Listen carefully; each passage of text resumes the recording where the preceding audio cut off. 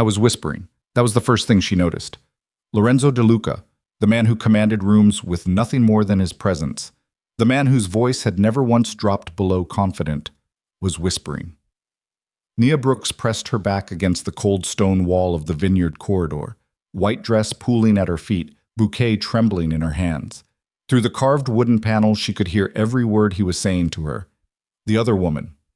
The one whose name Nia hadn't even known existed until 30 seconds ago. After today, everything changes. Just be patient a little longer. Her stomach dropped through the marble floor. She had 3 minutes before she was supposed to walk down that aisle. If this story already has your heart pounding, imagine being Nia, standing in that dress, hearing that voice, and knowing every single person who loves you is sitting just 40 feet away, waiting for you to become the happiest woman in the room. What would you do? If you're new here, hit that subscribe button right now and turn on your notifications, because this channel is where the stories they don't warn you about live. Stories about betrayal, survival, and the kind of strength that only gets forged in the worst moments of a person's life. Hit that like button, drop your city and country in the comments. I want to see how far this story travels. Now stay with me, because what Nia does next will change everything. The morning of October 14th arrived the way Nia Brooks had always imagined her wedding day would. Cool, golden, wrapped in the kind of quiet that only exists before something enormous happens. She stood at the window of the vineyard's bridal suite watching the groundskeepers set out the last of the ivory chairs, their movements unhurried and professional, and she thought, this is real. This is actually happening. 4 years of loving Lorenzo De Luca, of building something she believed in with every functioning part of herself. And it had come to this. A morning so beautiful it almost felt dishonest. Imani Carter sat behind her on the velvet settee, fighting with a tube of mascara that kept smudging, cursing quietly under her breath in a way that made Nia smile without turning around. They had been friends since the 8th grade, the kind of friendship that had survived college roommates, bad ex-boyfriends, a failed business venture involving homemade candles, and the specific terror of their late 20s. Imani was maid of honor, yes, but more than that, she was the only person in Nia's life who had never once softened the truth to spare Nia's feelings. Your hands are shaking, Imani said, not looking up from the mascara. No, they're not. Nia. Nia looked down at her hands. They were absolutely shaking. Nerves, she said. Normal nerves. Everyone has them. Imani set down the mascara. She studied Nia's face in the mirror across the room with that particular expression she reserved for moments when she was deciding how honest to be. You sure that's all it is? Nia turned from the window. What else would it be? Imani was quiet for a beat. Then, I don't know. You tell me. It wasn't the first time someone close to her had looked at her like that lately. Her father had done it 3 nights ago over dinner. That careful, measuring look that men like Raymond Brooks gave when they were holding something back. He hadn't said anything directly. He never did. Raymond Brooks had built an international logistics empire worth somewhere north of $800 million by never saying things directly. But he'd watched Lorenzo across the table with eyes that were just slightly too still, and when Lorenzo excused himself to take a phone call, Raymond had reached over and covered Nia's hand with his. You're sure about this, baby? Daddy, don't start. I'm not starting anything. I'm asking. I'm sure, she'd said. And she had meant it. She had been so certain she meant it. Nia crossed the room and sat beside Imani and picked up her own makeup brush with hands that were, in fact, still trembling. I'm fine, she said. I love him. Imani pressed her lips together and said nothing else. The first hour of this morning passed the way those hours always do, in fragments. The hairdresser arrived and pinned and sprayed and stood back to assess. The florist knocked to deliver Nia's bouquet, creamy white roses mixed with something soft and purple that she couldn't name. Her mother came in wearing a slate blue mother-of-the-bride dress and immediately started crying, which made Nia tear up, which made the hairdresser intervene in a panic about the makeup. Her younger cousin Deja arrived late and loudly and smelling faintly of cigarettes, which she denied.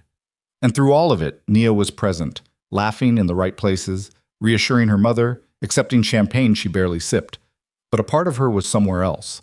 Not absent exactly. More like waiting. She told herself it was just nerves. She'd been telling herself that for 3 weeks. The ceremony was set for 2 o'clock. At 1:45, the suite had mostly cleared out. Her mother had gone to find her father, Deja had disappeared with a groomsman Nia recognized but couldn't place, and the hairdresser and makeup artist were packed and gone. Amani had stepped out to handle something with the venue coordinator about the seating arrangements for Lorenzo's extended family, which was complicated in ways no one had fully explained to Nia, and she had eventually stopped asking about. The room was quiet.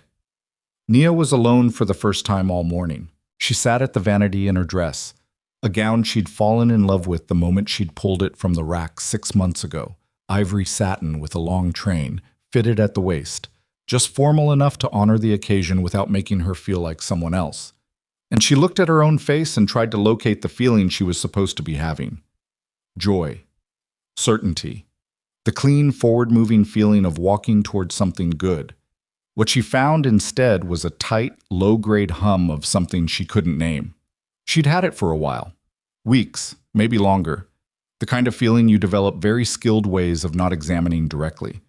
You stay busy, you make lists, you call your mother back and let the conversation be about logistics, centerpieces, and seating charts, and whether Lorenzo's grandmother needed a wheelchair-accessible path. You focus on the thing you're moving toward because looking sideways at what you're moving through is terrifying. She picked up her bouquet. She set it down. She checked her lipstick. She thought about Lorenzo's face the first night they'd met. A benefit dinner for a children's hospital, him across the room in a charcoal suit, catching her eye with the specific confidence of a man who already knew you'd like him and somehow made that not annoying. She'd liked him anyway. She'd liked him so much it surprised her. 4 years, thousands of hours, inside jokes and disagreements, and a trip to Portugal that rained for 4 days and was somehow still the best vacation of her life. Morning conversations and late-night phone calls, and the particular intimacy of watching someone become familiar to you. The way they take their coffee, the sound they make when they're frustrated, the specific way Lorenzo laughed when something genuinely caught him off guard. She had built a life around loving this man. Stop looking for problems, she told herself. Not today. She stood up, straightened her dress, and decided she needed air. Just a few minutes. The vineyard had a service corridor that ran along the side of the main building. She'd noticed it during yesterday's rehearsal walkthrough, quiet and cool, and unlikely to be full of wedding guests wanting to talk to her. She'd slip out, breathe, get herself together, and be back before Amani came looking for her. She picked up the hem of her dress and went. The corridor was exactly what she'd hoped. Dim and cool, stone walls, the distant sound of the string quartet warming up somewhere outside. She walked slowly, letting the quiet settle over her, breathing through the tightness in her chest. Through the wall on her right, she could hear the murmur of guests beginning to arrive, fragments of conversation and laughter she couldn't make out. She was almost to the far end of the corridor when she heard it. His voice. Not loud. Not the voice Lorenzo used in rooms full of people, to her, measured, commanding, the voice of a man who had learned to make silence work for him. This was different. Lower. Something in the register of it made the hairs on the back of her neck respond before her brain fully caught up. She stopped. He was somewhere just beyond the wall to her left. A study or a sitting room. She hadn't paid attention to the floor plan closely enough to know. What she knew was that the stone was old and the walls were not built for privacy, and she could hear him as clearly as if he were standing beside her. "Stop calling this number until it's done," he was saying. A pause. "I know what I said. That's not what I'm asking you." Another pause, shorter. Then his voice shifted, dropped further, turned into something she had genuinely never heard from him before.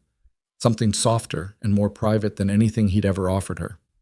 "It's almost over. A few more hours and none of this matters. I promise." A few more hours. Nia's hand found the wall. "You know I love you," Lorenzo said. Quiet. Certain. The way he'd said it to her last night, standing outside her hotel suite, hands on her face, eyes absolutely steady. The same words. The same tone.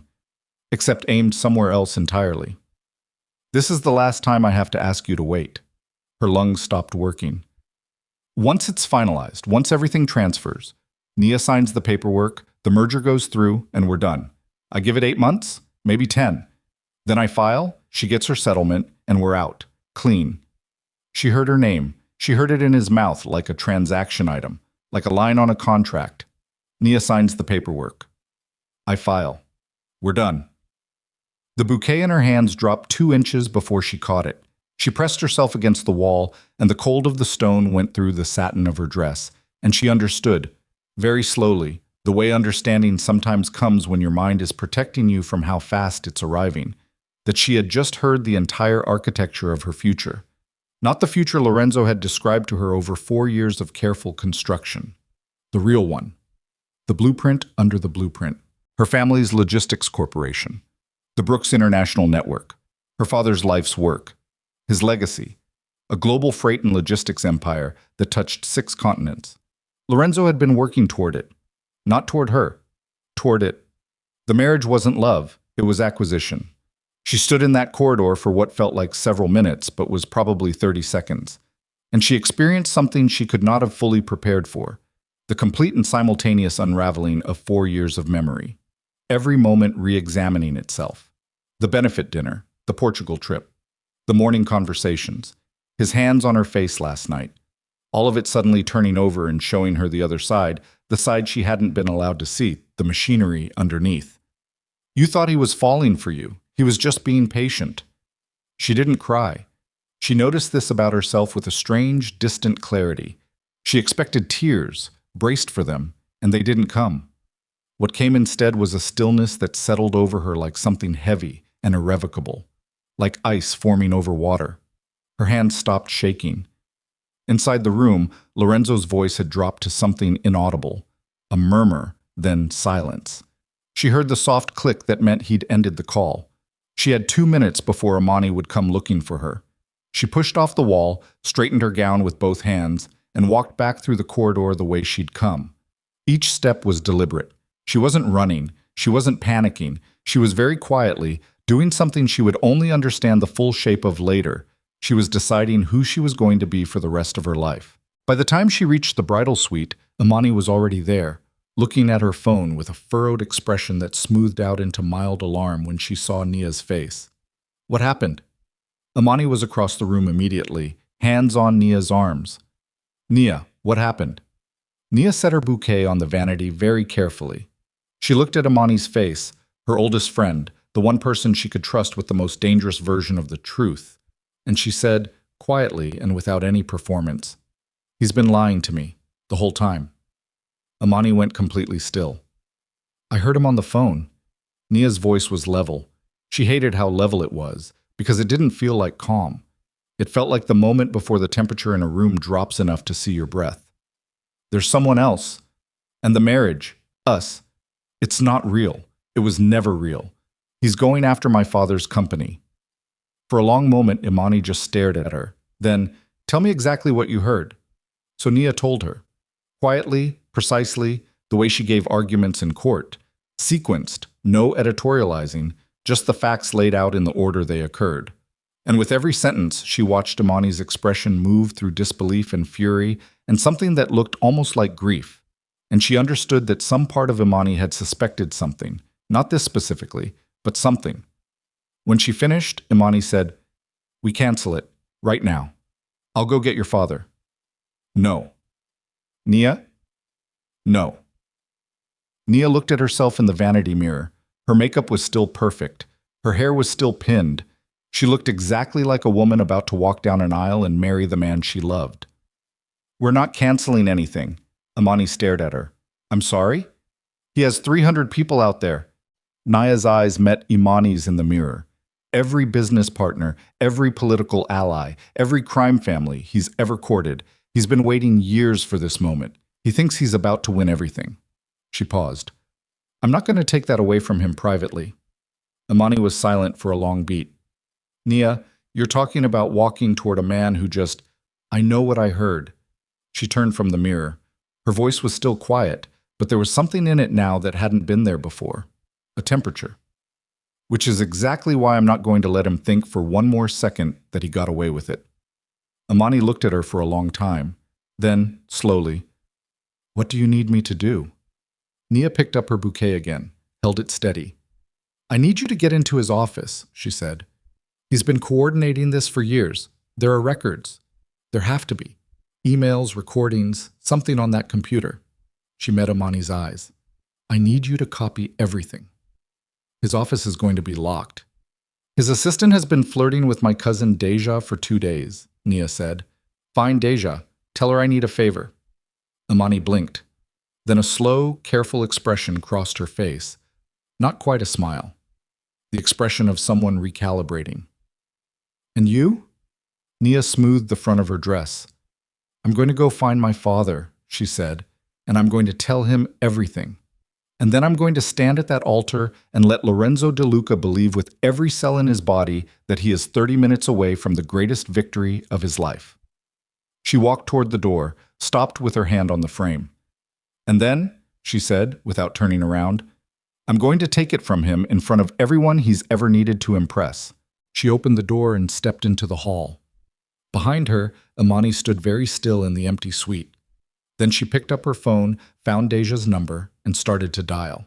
The string quartet outside had moved from warm-up into something recognizable, something elegant and celebratory that drifted through the vineyard's late afternoon air. Guests were being seated. The light was gold and long and perfect for photographs. Nia walked through it all like someone moving through water. She smiled at a cousin she hadn't seen in 3 years. She accepted a compliment from a woman she didn't recognize. She nodded at one of Lorenzo's captains, a broad-shouldered man named Caruso, who had always been unfailingly polite to her, and who, she now understood, had always known exactly what Lorenzo was doing. She found her father near the side entrance to the ceremony garden, standing alone, which was unusual. Raymond Brooks was rarely alone in public. He was a social animal by nature and by strategy, but he was standing slightly apart, looking out at the vineyard rows with his hands in his pockets. And when he heard her approach and turned, his expression was the one she'd seen 3 nights ago at dinner, too still, too careful. Daddy, she said. Baby. He searched her face. You okay? She glanced around. Nobody within earshot. She stepped closer and lowered her voice, and she said, I need you to hear something, and I need you to not react. Not yet. Not here. She watched his face do the thing it did when he was shifting into a different mode, the social warmth folding back, the businessman emerging, the man who had navigated 40 years of high-stakes negotiations without flinching. His eyes steadied. Tell me, he said. She told him. Raymond Brooks did not react. This was one of the most extraordinary things she had ever watched a human being do. She watched him receive the information that the man about to marry his daughter had spent years engineering a scheme to steal his life's work, and she watched him absorb it without a single visible flinch. His face remained composed. His hands stayed in his pockets. Only his eyes changed. Something moved through them that she had no word for. Something old and cold and very final. You're sure, he said. I heard him. I heard every word. Raymond was quiet for a long moment. The string quartet drifted toward them, a burst of laughter from somewhere across the garden. Then we end this now, he said. I'll have… No. She put her hand on his arm. Daddy, listen to me. She held his gaze. I need you to trust me, not your instinct, not the version of this where you protect me. Me. Trust me. He looked at her for a long time. Raymond Brooks had 3 children. 2 sons who worked in the business and understood it the way you understand a language you grew up speaking. And then Nia, the one who'd chosen law instead, who'd argued with him about it for 3 years before he'd accepted that she was right to, who had turned out to be, in his private assessment, the sharpest of his children by a margin he would never say out loud because he didn't want the boys to know. What are you planning? He asked. She told him that too. When she finished, Raymond Brooks looked out at the vineyard for a long moment. Then he said, How long do you need Amani? An hour. Maybe less. He checked his watch. He looked back at his daughter. Walk me to your mother, he said quietly. And smile. We're a happy family watching our daughter get married. She took his arm. They walked into the light together. 40 minutes later, Nia was back in the bridal suite, heart rate elevated in a way she couldn't entirely control. When the door opened and Amani came in, she was slightly breathless. Her expression was the one she got when she had done something decisive and hadn't yet decided if it was wise. She held up a small flash drive between 2 fingers. Deja's the one, she said, just so you know, for her birthday. for the rest of time. Nia exhaled for what felt like the first time in an hour. She crossed the room and took the drive. She held it in her palm and thought about what was on it. Years of calculation, documented, years of performance, a man's entire private architecture. Is it enough? She asked. More than enough. Imani sat down heavily on the settee. Nia, it wasn't just you. He has email chains going back 3 years. Him and this woman. I didn't get enough time to read everything, but there were coordination documents, timelines. It was... She paused, chose her words. It was methodical. Nia closed her hand around the flash drive. Methodical. 3 years ago, she and Lorenzo had been dating for 8 months, and she had been happy in that uncomplicated, forward-moving way that you only get to be happy before you understand what's underneath the happiness. She had told Imani at the time that she thought Lorenzo might be the one. Imani had said, "That's beautiful. Just keep your eyes open." She hadn't. Or she had, but only in the directions he'd allowed. "I need to ask you something," Imani said, "and I need you to answer honestly." She waited until Nia met her eyes. "Are you going to be okay?" "Not today," Nia said. "Today I'm going to be absolutely fine. After today..." She stopped, looked at the floor. Something moved across her face that she didn't bother to hide. Just for a moment. Something raw and real and entirely human. The grief that she hadn't had time for yet. The loss. Not of Lorenzo exactly. Of the version of the last 4 years she thought she'd been living. "Ask me again in a month." Imani nodded once. She didn't say anything else. She didn't offer comfort or perspective or the kind of reasonable wisdom she was actually very good at dispensing. She just stood up and straightened her dress and said, "What do you need me to set up?" Nia looked at her oldest friend. "I need an audio system I can access from the altar," she said. "And I need someone Lorenzo doesn't know to run it." Imani reached into her clutch and pulled out her phone. "My cousin Marcus runs AV for events. He owes me. He can be here in..." She checked the time. 20 minutes. Nia nodded. She walked back to the vanity. She sat down. She looked at herself in the mirror, at the woman in the ivory dress with the perfect hair and the steady hands. And she thought about Lorenzo, right now, somewhere in this vineyard, straightening his cuffs and accepting congratulations and counting down the minutes to a future he'd stolen before she could build it. She thought about the way he'd touched her face last night, the complete and total sincerity of his eyes. She picked up her lipstick and reapplied it with a hand that did not shake at all. Outside, through the window, the light was turning the specific gold of late afternoon, and somewhere across the vineyard, 300 people were settling into their seats. The ceremony was in 40 minutes. Nia set down the lipstick. "Let's give them a wedding to remember," she thought. The 40-minute mark came and went. Nia knew this not because she checked her phone. She'd handed it to Imani an hour ago and told her to keep it, but because she could feel it. The quality of the light through the window had shifted. The noise outside had changed character, the loose social murmur of arriving guests compressing into something more organized, more expectant. People finding their seats, programs being opened and closed, the string quartet transitioning from background to intentional. The machinery of the ceremony had begun to move. She was still sitting at the vanity. Imani came back into the suite and closed the door behind her with the careful, controlled motion of someone who had news they were deciding how to deliver. Nia watched her in the mirror. "Marcus is set up," Imani said. "He's running the audio through the ceremony system. Wireless connection. Activates on your signal." "What's my signal?" "You take the bouquet in both hands." Imani crossed the room. "He'll be watching from the equipment station near the east entrance. The second you do it, he runs the file." Nia looked at the bouquet on the vanity. White roses and something soft and purple she'd never gotten around to identifying. She'd held this bouquet in the florist showroom 4 months ago and cried a little, which had embarrassed her, and Lorenzo had laughed and kissed her forehead and said, "You're going to be a beautiful bride." She picked it up with one hand. "The file is ready?" she asked. "Cued and ready." Imani paused. "It's 23 minutes of audio. Lorenzo's voice the whole way through. I pulled the clearest segments, the call he made to her 3 weeks ago when he walked through the merger timeline, the one from last month where they talked about the divorce timeline, and the one from 2 nights ago." She stopped again. "The one from 2 nights ago is... It's bad, Nia. I want you to know that before you hear it in front of everyone." Nia did not ask what was on it. She found, with a clarity that surprised her, that she didn't need to know the specific content. She had heard his voice in that corridor, and she had heard everything she needed to hear. The details were evidence. They weren't going to hurt her any more than she was already hurt, because the hurt had already done the thing it was going to do.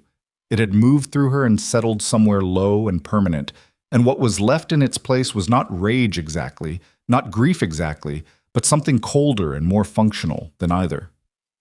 "Okay," she said. Amani sat on the edge of the settee. She looked at Nia with the careful attention of someone monitoring a situation they're not sure they can control.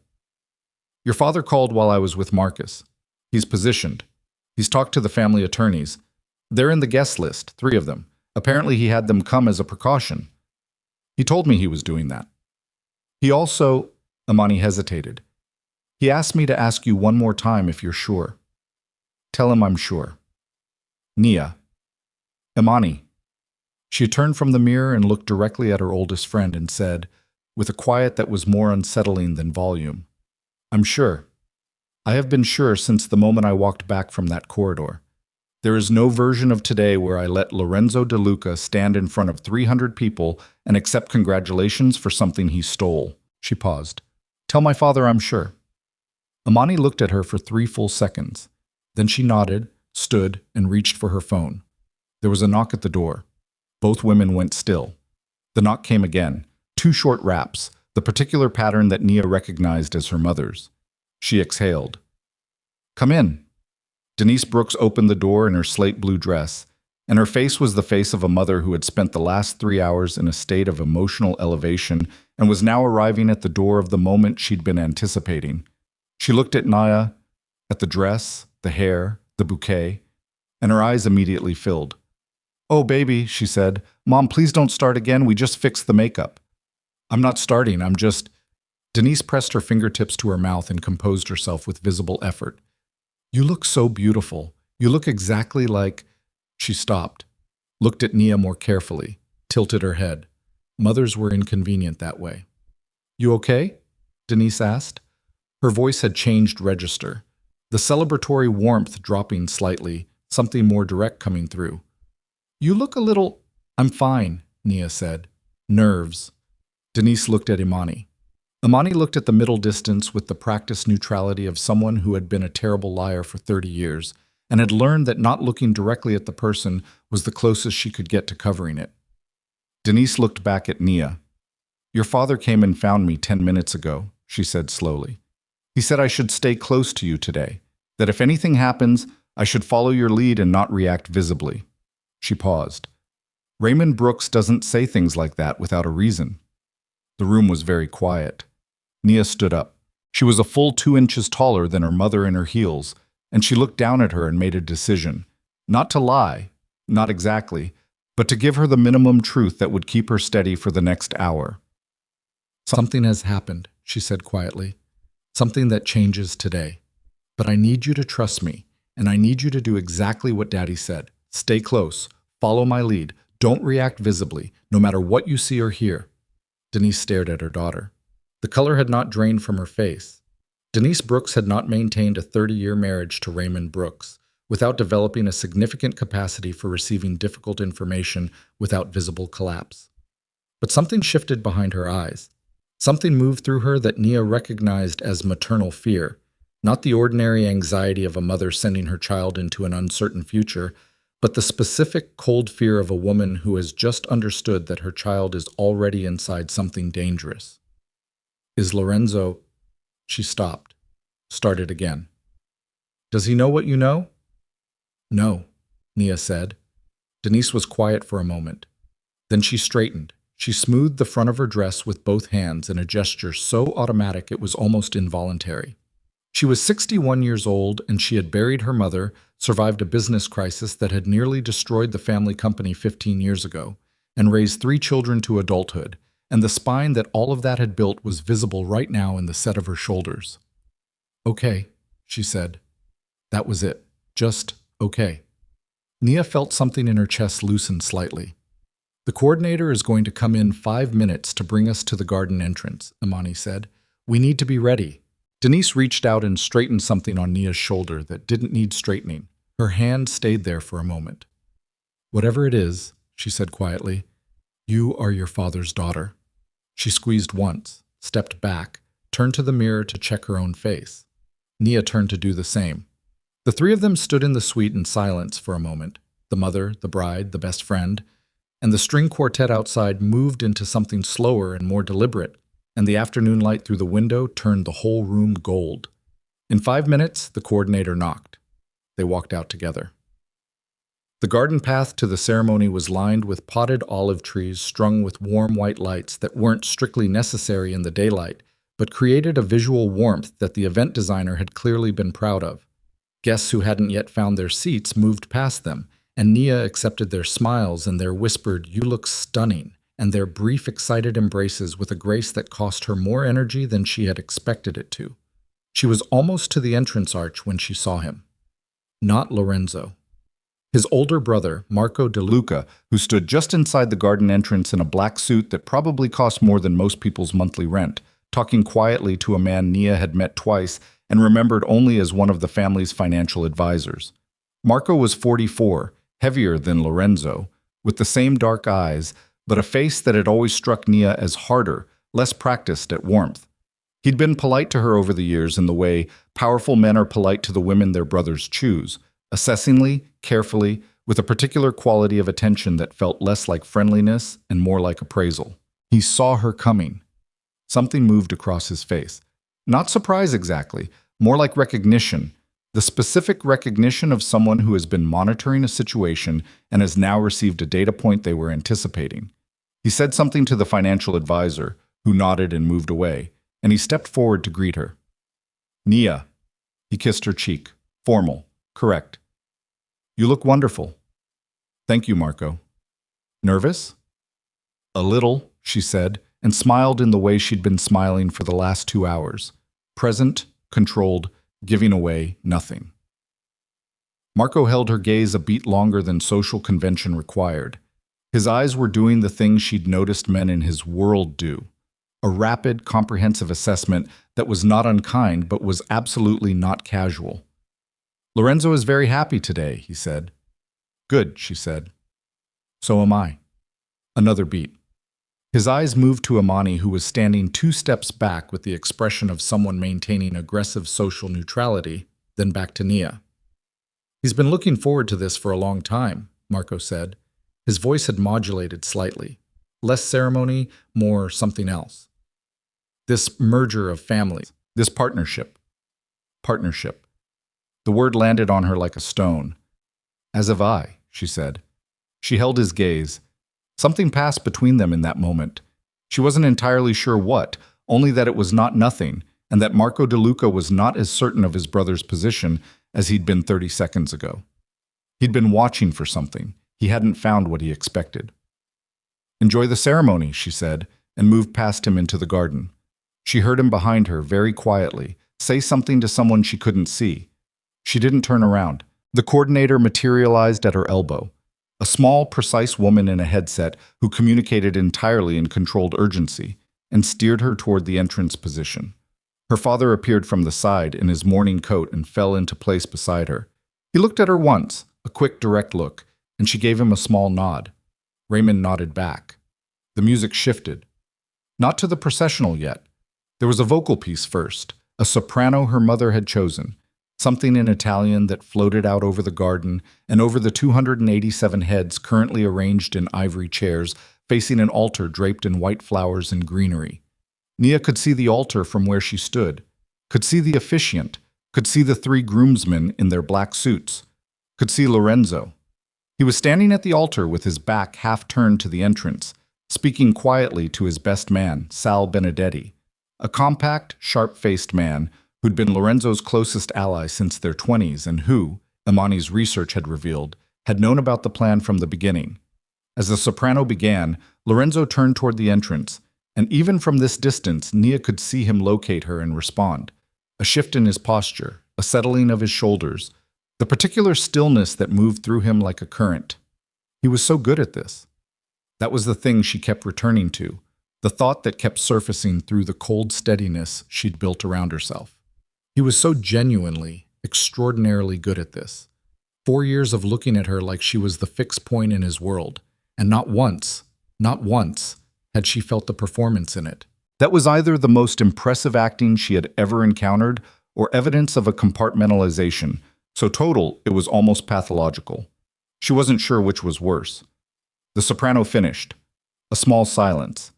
The coordinator touched her earpiece and said something into her mic. The processional began. Imani went first, bouquet in hand, moving down the aisle with the slow, practiced pace they'd rehearsed yesterday, and Nia watched her go and thought, this is the last moment. After this, the sequence is locked. After this, there is no version of today that doesn't end the way she'd decided it would end. Her father's hand covered hers where it rested on his arm. "Ready?" he said, barely audible. "Yes," she said. They stepped through the arch into the garden, and 300 faces turned toward her, and the music swelled, and Lorenzo turned to watch her come. She walked toward him. She kept her eyes on his face, and she walked toward him, and she allowed herself, fully and without resistance, to feel every single thing that was true about this moment. The grief. The rage she'd been keeping at the temperature of something manageable. The loss of the future she'd believed in. The specific searing pain of understanding that someone had looked at you every day for 4 years and seen a vehicle rather than a person. She felt all of it, and she kept walking. Lorenzo's expression as she approached was something she would have called perfect, except now she understood that perfection in this context was the problem. He looked at her with precisely calibrated devotion, proud and warm and certain, the face of a man watching the consummation of everything he'd wanted. His eyes were bright, his shoulders were back. He looked like a man who had already won. She reached the altar. He took her hand. His grip was warm and familiar, and she had held this hand so many times that her own hand knew the shape of it, and she understood now that the body has its own forms of grief that move slower than the mind, and she was going to have to live in that for a while. "You're breathtaking," he said quietly, just for her. "Thank you," she said. The officiant began. What followed was the ordinary architecture of a wedding ceremony. The welcome, the words about partnership and commitment, the acknowledgement of the families present. Nia heard it as if from a slight distance, each sentence landing and passing, the clock moving forward with a momentum that was now completely unstoppable. She watched Lorenzo's face through all of it. He was composed. He was warm. He was doing what he had always done, managing the room, managing the impression, managing her. And she found herself thinking, with a detachment that would probably horrify her later, he is genuinely talented. Whatever else is true about this man, he is genuinely, remarkably talented at this. She almost missed it because she was watching Lorenzo when she caught a shift in Sal Benedetti's expression. I was standing 3 feet to Lorenzo's right, and he had been exactly what a best man should be, present, attentive, unobtrusive. But something had changed in the last 30 seconds. His eyes had moved to a point somewhere behind Nia's left shoulder, and the quality of his attention had sharpened in a way that was not celebratory. He'd seen Marcus at the equipment station. She didn't look. She held perfectly still, and she did not look. But she felt it, the specific electric shift of a situation that has been controlled entering the territory of something that might not be. Sal's eyes moved back to her face, and she caught it, that fraction of a second when he was assessing her, and she gave him nothing, absolute zero. He looked at Lorenzo. Lorenzo, committed entirely to the performance at the altar, did not notice. Sal's jaw tightened. The officiant was moving toward the vows. "If anyone present knows of any reason why these two should not be joined in marriage," he said, turning the familiar language over like something ceremonial and weightless, "let them speak now." Silence. The garden. The afternoon light. 287 people breathing. Lorenzo smiled at her, and Nia took the bouquet in both hands. It was not dramatic. It was not large. It was a small adjustment, shifting her grip, both hands closing around the wrapped stems. And across the garden at the equipment station, Marcus saw it, and his finger moved to the keyboard, and the wireless audio system that had been set up for the ceremony's musical component came to life. Lorenzo's voice came out of the speakers. Not loudly. At first it was almost conversational in volume. The specific private register of a man who believed he was not being recorded, speaking to a woman he loved in a way he had never spoken to Nia. The first few words landed on the assembled guests with a confusion that manifested as stillness, a collective withholding of breath, the social mind of a crowd taking a moment to process what it was hearing. Then the content registered. Once everything transfers, Nia signs the paperwork, the merger goes through, and we're done. I give it 8 months, maybe 10. Then I file, she gets her settlement, and we're out. Lorenzo's smile left his face. It didn't fall. It didn't crumple or collapse. It simply vacated. One moment it was there, and the next his face was a different thing entirely. The face underneath the face, the one that had no occasion to perform. Nia watched it happen from 18 inches away and held his gaze without blinking. The recording continued. The crowd was absolutely silent in the way that crowds go silent when something terrible and riveting is occurring. Not the silence of respect or ceremony, but the silence of 287 people making the simultaneous decision to not move, not speak, not breathe, in case they miss a single word of what is unfolding in front of them. Lorenzo's hand, still holding hers, had gone rigid. "What is this?" he said. Not a question. His voice was very low. "Your words," she said, "from 3 weeks ago." His eyes moved. Fast, tactical, the way eyes move when a mind is running contingencies. He looked at Sal. Sal gave him a micro-expression that said, "I don't know how she has it." He looked at the equipment station and found Marcus. He looked at Amani, who met his gaze with the absolute stillness of someone who has done something irrevocable and is entirely at peace with it. He looked back at Nia. "You don't understand what you're—" "I understand exactly what I'm doing," she said. Still quiet, still level. "What I'm doing is letting every single person in this garden hear the truth before they congratulate you." The recording had moved to the second segment, the call from last month, more specific, more detailed. Lorenzo's voice laying out with methodical precision the sequence of legal maneuvers that would allow him to leverage the marital assets for acquisition. His lover's voice occasionally audible as a counterpoint, asking questions that he answered with the confidence of a man who has planned very carefully. Several people in the front rows had begun to talk to each other in low, urgent voices. At the far edge of the seating, Nia saw one of the Mafia capos, a man she'd met at a dinner 2 years ago who had always treated her with elaborate courtesy, lean forward with his elbows on his knees and his eyes fixed on Lorenzo with an expression that was not confusion. It was calculation. Marco De Luca, somewhere in the crowd, she didn't look for him. She kept her eyes on Lorenzo. He still had her hand. She was aware that he was holding it tighter than was comfortable, not quite enough to hurt. The grip of a man discovering the floor has disappeared and reaching for anything solid. "Stop it," he said, low. "Nia, stop it right now and I will explain everything." "You don't need to explain," she said. "You already did." To her. 3 weeks ago. 2 months ago. 26 months ago, according to Imani. Something moved across his face that she would have called pain if she'd been more generous with her interpretations. "It's not—" He stopped. Started again. His voice had dropped to something almost inaudible, intended only for her. "The beginning was— I won't lie to you. The beginning was what you think it was. But it changed. Nia, I need you to hear me." "I don't," she said simply.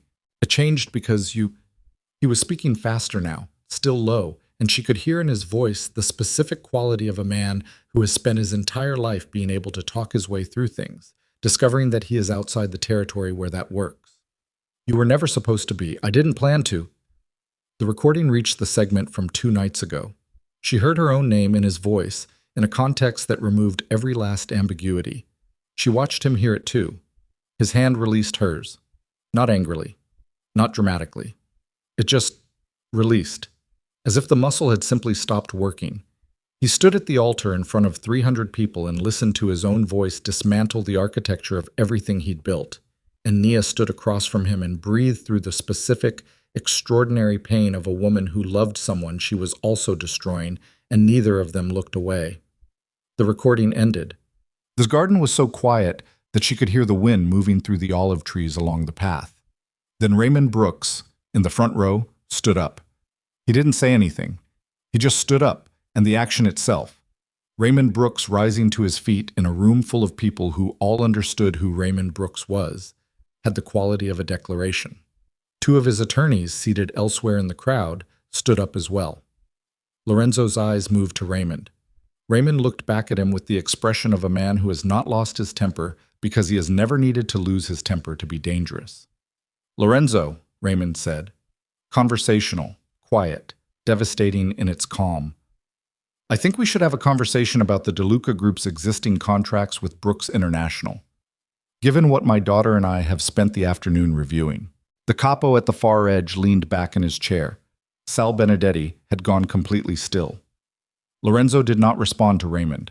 He was still looking at Nia, looking at her with an expression she couldn't fully read, something that moved through anger and humiliation and landed somewhere that might, under different circumstances, have been the closest he'd ever come to genuine feeling about her. She didn't let herself examine that.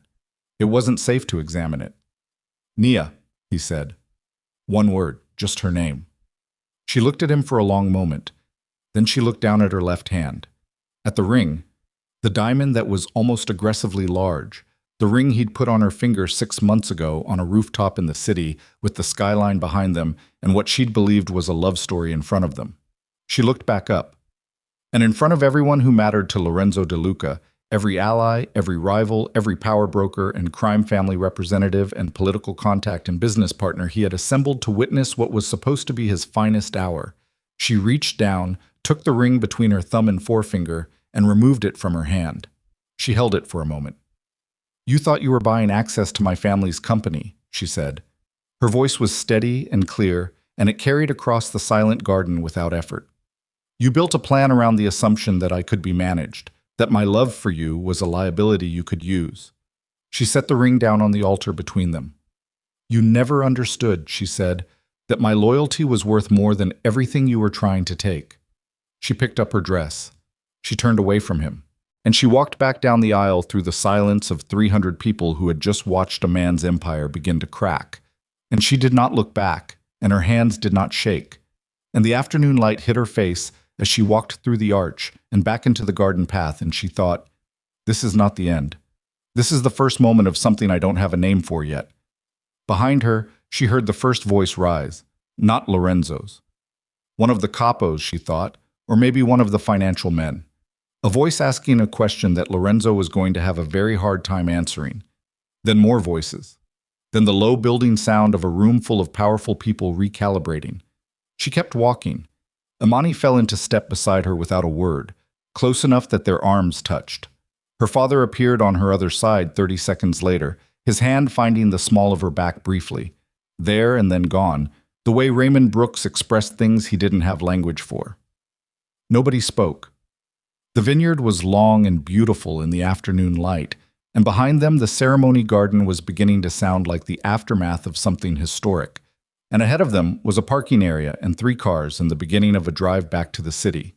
Denise Brooks was already at the cars. She had gotten there before all of them.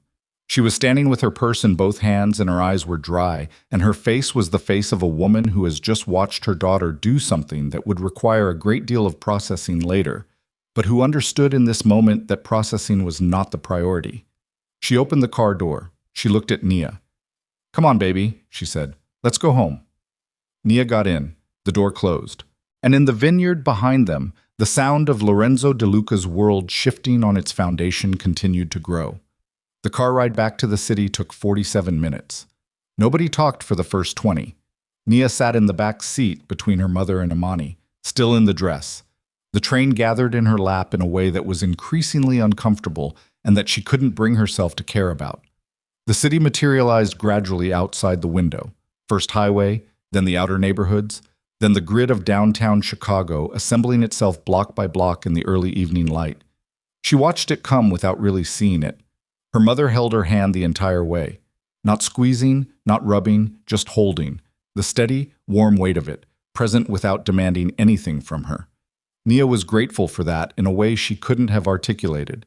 Denise Brooks understood, in the specific way of women who have spent decades navigating rooms full of powerful men, that there are moments when the most useful thing is simply to stay. Her father rode in the front. He made 2 phone calls in a voice too low for her to catch the full content of, but she heard fragments. Tonight? Not tomorrow. Yes, I'm certain. And she understood he was already moving. Raymond Brooks did not sit with difficulty. Raymond Brooks processed difficulty by immediately converting it into action, which was something she had inherited from him and which had served her well today, and which was going to make the next several days survivable. Imani stared out her window with an expression Nia recognized as her friend's internal processing face, the one she wore when she was sorting through something complicated and was not yet ready to talk about it. The flash drive was in her clutch. The original audio files were backed up on a cloud server that Imani had set up 3 years ago for exactly the kind of sensitive case materials her own legal work occasionally generated. 3 copies of the recordings existed. Nia had thought about that carefully in the 40 minutes between hearing Lorenzo's voice and walking down that aisle. She'd thought about a lot of things carefully. What she had not thought carefully about could not have, because there was no way to think carefully about something you don't know to expect, was what was waiting for her at the Brooks family townhouse on Michigan Avenue when the car pulled up and they went inside. The house was lit. That was the first thing she noticed. More lights than usual for an evening when the family was supposed to be at a vineyard until midnight. The second thing she noticed was her brother Marcus's car in the drive. Marcus, the older one, who worked in the company's European division and had not, to her knowledge, been in Chicago this week. Her father noticed too. She saw his shoulders change. He was out of the car before it fully stopped. Nia followed, pulling the train of her dress over one arm with the mechanical efficiency of someone operating on a level below conscious thought. Imani stayed close behind her. Denise took her time, moving with the deliberate care of a woman who was bracing. The front door opened before Raymond reached it. Marcus was there. He was 37 and looked nothing like Nia. Where she was sharp and angular like their father, Marcus had their mother's rounder features, normally warm, normally quick to a smile. Right now his face was tight in a way she'd only seen twice in her life, once when he'd called to tell her their grandmother had died, and once during the crisis year when the company had nearly gone under. He looked at Nia, in her wedding dress, standing on the front walk in the evening light, and something crossed his face that was not surprise. "You need to come inside," he said. "Marcus, what—" Denise started. "Inside, Mom." His voice was controlled, but there was something moving underneath it. "Everyone, now!" They went in. The living room had been rearranged slightly, the chairs pulled inward, a laptop open on the coffee table. Her younger brother Damon sitting on the couch with his phone in his hand and the expression of someone who had been sitting in that position for a long time waiting for something terrible to happen. Damon was 29. He worked in the company's legal compliance division, which Nia had always considered a mild irony, given that of the 3 of them, he was the most likely to try to talk his way out of a traffic stop. Right now, he looked 20 years older. "How long have you been here?" Raymond asked Marcus. 3 hours, Marcus said. He closed the front door. "I flew in this morning. I was going to come to the vineyard, but I had to confirm some things first before I could—" He stopped, looked at Nia again with that expression she still couldn't fully read. "Nia, I need to tell you something, and I need you to hear all of it before you respond." "Okay," she said. Her voice sounded very far away to her own ears. "Sit down," Damon said from the couch. Not a suggestion. She sat. The dress compressed around her, stiff and formal, absurd in this room where she'd grown up watching Sunday football and doing homework on this same couch. She was aware of how strange she looked, and she set that awareness aside. Marcus did not sit.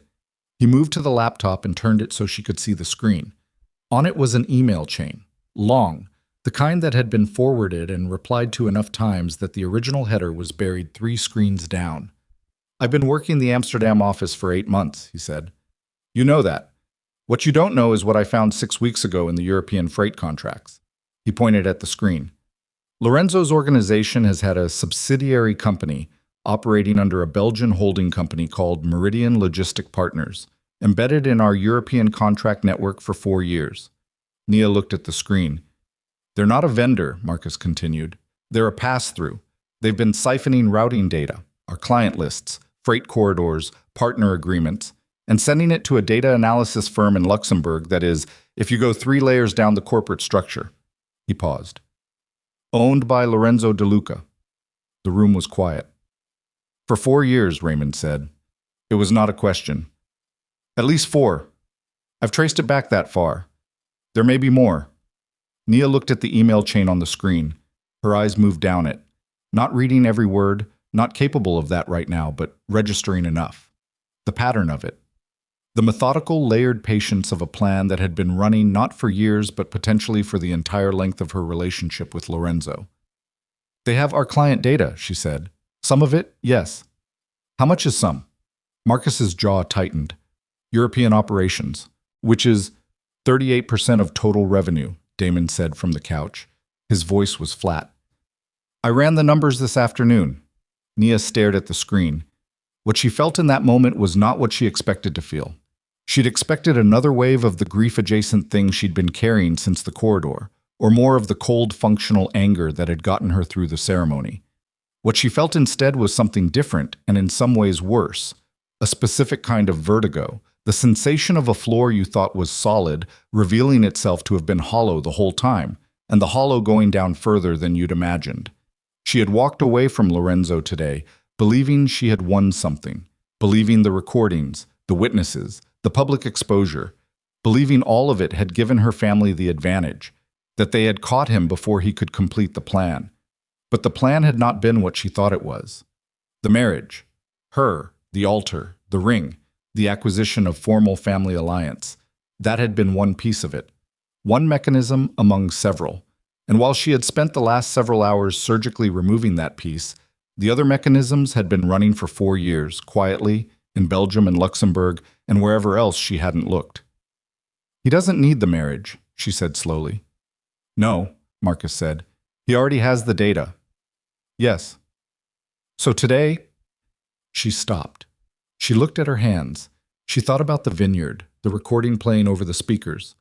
Lorenzo's expression as his own voice dismantled him in front of 300 people.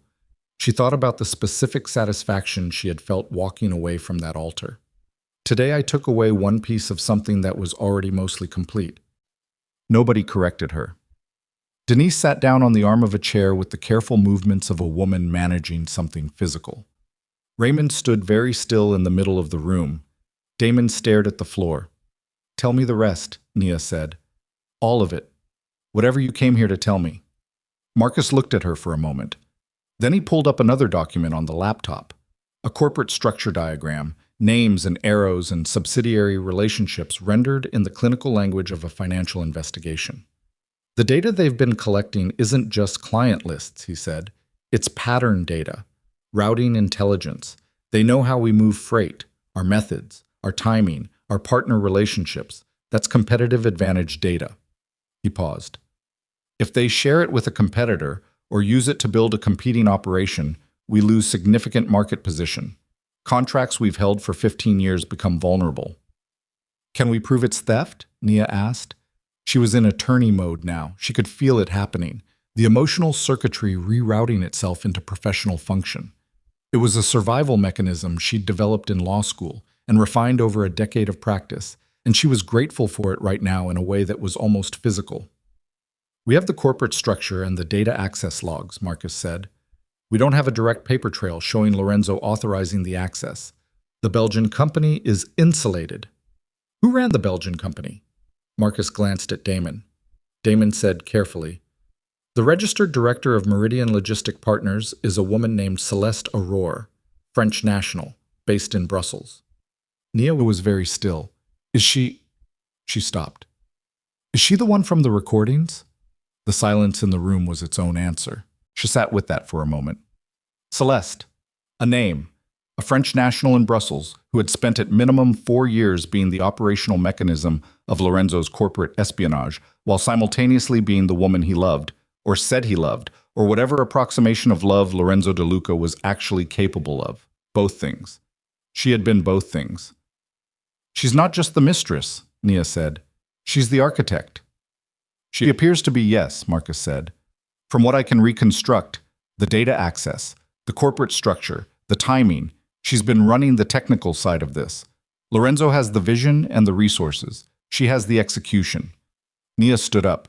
She stood up with the full train of her wedding dress, and she walked to the window that looked out onto Michigan Avenue, and she stood there with her back to the room, and she breathed. Once, twice. She watched a cab move through the intersection below, and a couple walking a dog. and the ordinary, indifferent movement of the city, continuing without any reference to the fact that her life had just been taken apart and reconstructed into something she didn't recognize. 4 years. She had been sitting across dinner tables from this man for 4 years. She had argued with him about things that mattered: politics, ethics, the right way to handle professional disappointment. She had told him things she had not told other people. She had been vulnerable with him in the specific way you can only be vulnerable with someone you trust. And he had received all of it, and filed it, and used none of it. And the entire time there was a woman in Brussels running the operational framework of his plan to strip her family's business of its competitive advantage. And Nia had thought, standing in that vineyard garden, that she had won. She turned around. "I need the full corporate documentation," she said. "Everything you have on Meridian and the Luxembourg entity. I need the data access logs. I need anything that puts Lorenzo's direct authorization on any part of this structure." Her voice was level and precise, and she was aware this was possibly the only functioning part of her right now. "And I need to know if Celeste Aurore is in the country." Marcus and Damon exchanged a look. "Nia," Damon started. "Is she in the country?" A pause. "We don't know," Marcus said, "but given that today was supposed to be the wedding..." He stopped. "It's possible she's close." Nia processed this. Lorenzo would have wanted her accessible, especially after the merger was supposed to finalize. He'd want to celebrate. The word tasted like something she didn't want in her mouth, which means she's either here or within a few hours. "We don't have her location," Damon said. "Then we need to find it." She looked at her father. "Dad, the 3 attorneys you brought today, are they still reachable?" "Yes," Raymond said. "I need them here, tonight." She looked at Marcus. "I need you to walk me through every document you have, every single one." She looked at Imani, who had been standing near the doorway through all of this with the particular stillness of someone calibrating. "I need you to pull every relevant precedent for corporate data theft across international jurisdictions. We're going to potentially criminal angles." Imani was already reaching for her phone. "Nia." Her mother's voice, careful, measured, not weak, never weak, but containing something. "You need to change out of that dress." The sentence landed in the middle of the room with the weight of something much larger than its literal content. Nia looked down at herself, at the ivory satin, at the train, at the dress she had stood in at an altar 3 hours ago and believed was the beginning of something. She exhaled. "Yeah," she said, "give me 10 minutes." She went upstairs. The room she'd grown up in had been repurposed years ago into a guest room, but her mother still kept a set of her clothes in the closet for the regular overnight stays that had become more frequent as the wedding planning had taken over their lives. She found a pair of dark slacks and a plain gray top, and she laid them on the bed, and then she stood for a moment with her hands on the bed frame, and she let herself have 30 seconds that were not functional and not controlled. 30 seconds of standing in a wedding dress in her childhood bedroom, understanding that she had not walked away from the altar today, the way she thought she had. She had walked away from one battle while the war was running on a different front entirely. She had been so focused on Lorenzo's face, on the moment, on the satisfaction of the truth landing in that garden. She had been so focused on winning that specific thing that she had not yet understood the full shape of what she was up against. Lorenzo De Luca had not built a criminal empire by making plans with single points of failure. The 30 seconds ended. She changed out of the dress. She hung it, carefully, automatically, the habit of treating expensive things with care, in the closet. She looked at it for one moment before she closed the door. Then she went back downstairs. The attorneys arrived within the hour. Raymond had reached all 3. Philip Okafor, who handled the company's domestic corporate work, Sandra Lee, who specialized in international trade law, and a man named Bryce Callahan, who did not advertise his specialty and whose presence at the wedding had puzzled Nia until this moment when she understood her father had anticipated needing someone who understood criminal exposure. They spread documents across the dining room table. The laptop, printouts Marcus had brought, Imani's legal research pulling up in real time on her tablet. Damon moved between the table and the kitchen making coffee that nobody remembered to drink. The work was dense and it was ugly, and it was the kind of work that required the specific part of Nia's brain that she had trained for years. the part that could hold multiple complex legal threads simultaneously and understand how they intersected, the part that could look at a corporate structure diagram and trace the liability exposure backward through 3 shell companies to the person who had actually authorized the action. But there was a problem. There was a problem that revealed itself slowly over the first 90 minutes of work, the way certain kinds of damage reveal themselves. Not all at once, but incrementally, each new document adding a degree to the angle until the angle was undeniable. The Belgian entity was clean, too clean. Every access authorization goes through an automated system, Sandra Lee said, turning her laptop so the others could see. She was 53 with reading glasses on a chain and the careful diction of someone who chose words like she was billing by the syllable. The system is owned by a tech company registered in Malta. The Malta company's registered director, let me guess, Imani said, is not Lorenzo De Luca, not Celeste Aurore, and is in fact a man who died in 2019 and whose identity appears to have been used fraudulently. Silence. Someone built a ghost infrastructure, Philip Okafor said. He was large and methodical, and had been writing notes in a small notebook for the past hour, with the concentration of a man who believes in writing things down. The data theft is provable, the access is documented, the theft itself, not deniable. He paused. The problem is attribution. Proving that Lorenzo De Luca directed this specific operation across these specific corporate layers in a way that meets the evidentiary standard for either civil liability or criminal prosecution is going to be difficult, Nia said. Is going to be very difficult, he said. Not impossible, but difficult and slow. How slow? Philip and Sandra exchanged the look that lawyers exchange when the answer is going to be unwelcome. Civil action, months minimum before we're anywhere near discovery. Criminal referral, we'd need the DOJ or possibly international cooperation given the Belgium and Luxembourg components, and that process takes years, Nia said. Potentially. She leaned back in her chair. She thought about Lorenzo right now, wherever he was. She thought about what the rest of his evening would look like. The fallout from the vineyard, the calls he'd be making, the damage he'd be assessing. He was humiliated.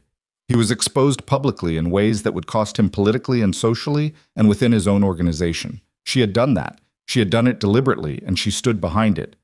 But humiliation was not defeat. Not for a man like Lorenzo De Luca, a man who had built the infrastructure she was currently looking at, layered, patient, designed specifically to be untraceable. A man like that had contingencies. He'd had 4 years to put them in place. He'd had 4 years of accessing their data, of understanding their vulnerabilities, of building a position that could survive multiple forms of exposure. He knew, she said suddenly. Everyone looked at her. He knew there was a risk, that I might find out, that something could go wrong with the wedding piece. She looked at the documents on the table. This, she gestured at the corporate structure diagram. This wasn't a backup. This was the primary. The marriage was secondary. The data has already been extracted. Even if he never gets the formal alliance, even if we tear up every contract and cut every connection with his organization, he already has 4 years of our operational intelligence. The room was quiet. Which means, she said slowly, walking away from that altar today was not enough. Bryce Callahan, who had been quiet for most of the evening, the kind of quiet that indicated he was listening more carefully than anyone else in the room, leaned forward. He was compact, gray-haired, with eyes that had the particular quality of someone accustomed to looking at situations from angles that most people didn't consider. There's another way to approach this, he said. Everyone looked at him. The criminal exposure isn't currently actionable because we can't directly attribute authorization, he said. But we're thinking about attribution as a document problem. What if it isn't? He paused. The Belgium entity has a director of record who is deceased. Someone used that identity fraudulently to register a company that then conducted corporate espionage. That's a federal crime independent of the data theft. If we can tie the fraudulent registration to a person, Celeste Aurore, Nia said, possibly, or someone in her orbit. The question is where the identity fraud was committed and whether we can find the person who actually executed the registration. He looked at Nia steadily. Which brings us back to your question earlier, about whether she's in the country. And you think if we find her, I think if we find her, we have a pressure point that doesn't require a 4-year litigation process. He held her gaze. I also think that a woman who has spent 4 years as the invisible operational partner in this plan is not someone who is going to want to become visible, particularly if the alternative is federal fraud charges. Nia understood what he was saying. She understood it, and she sat with the full ethical weight of it for a moment. The difference between evidence and leverage, between legal process and the kind of strategic pressure that existed in the gray space between them. She was an attorney. She had spent her career in courtrooms and conference rooms arguing that the process mattered, that the method mattered, that how you won determined the value of winning. She still believed that. But she was also sitting in her family's dining room at 11 o'clock at night with the documents of a 4-year theft spread across the table. And the man who'd orchestrated it was somewhere in the city, probably already on the phone reconstituting his position, and the woman who'd run the operational side of it was potentially within driving distance. Her father was watching her. She looked at him, really looked at him, and saw something she didn't always let herself see. Raymond Brooks was 64 years old, and he had built something extraordinary, and he had spent his life protecting it, and sitting across from her right now, his face was not the face of a man who was afraid. It was the face of a man who was watching his daughter decide who she was going to be. She thought about the version of herself who had stood at that vanity this morning, putting on lipstick and telling herself everything was fine. She thought about the corridor, the wall, the cold of the stone through ivory satin. She thought about the recording playing over those vineyard speakers, and Lorenzo's face as his own voice took him apart. She had done that. She had stood in that moment, and she had made a decision, and she had executed it under conditions that would have made most people collapse, and it had been the right decision, and she was not done. "Find Celeste Aurore," she said. She looked at Bryce Callahan. "Tell me how," she said. He opened his mouth to answer, and then Damon's phone rang. He looked at the screen. His face changed. "It's Lorenzo's personal number," he said. Nobody moved. "He's calling Damon's number," Amani said quietly, "which means he already knows we're here." "Don't answer it," Marcus said. "No," Nia said. She looked at Damon. "Answer it. Put it on speaker." Damon stared at her. "Now," she said. He answered. Set the phone on the table. The room contracted around it. Lorenzo's voice came out of the speaker, and it was nothing like the voice she'd heard in the vineyard corridor. It was not soft. It was not private. It was stripped of every layer of performance, and what was underneath was harder than anything she'd encountered from him before. Not rage exactly, but the particular cold of a man who has decided he is done being careful. "I want to talk to Nia," he said. Nia leaned forward. "I'm here," she said.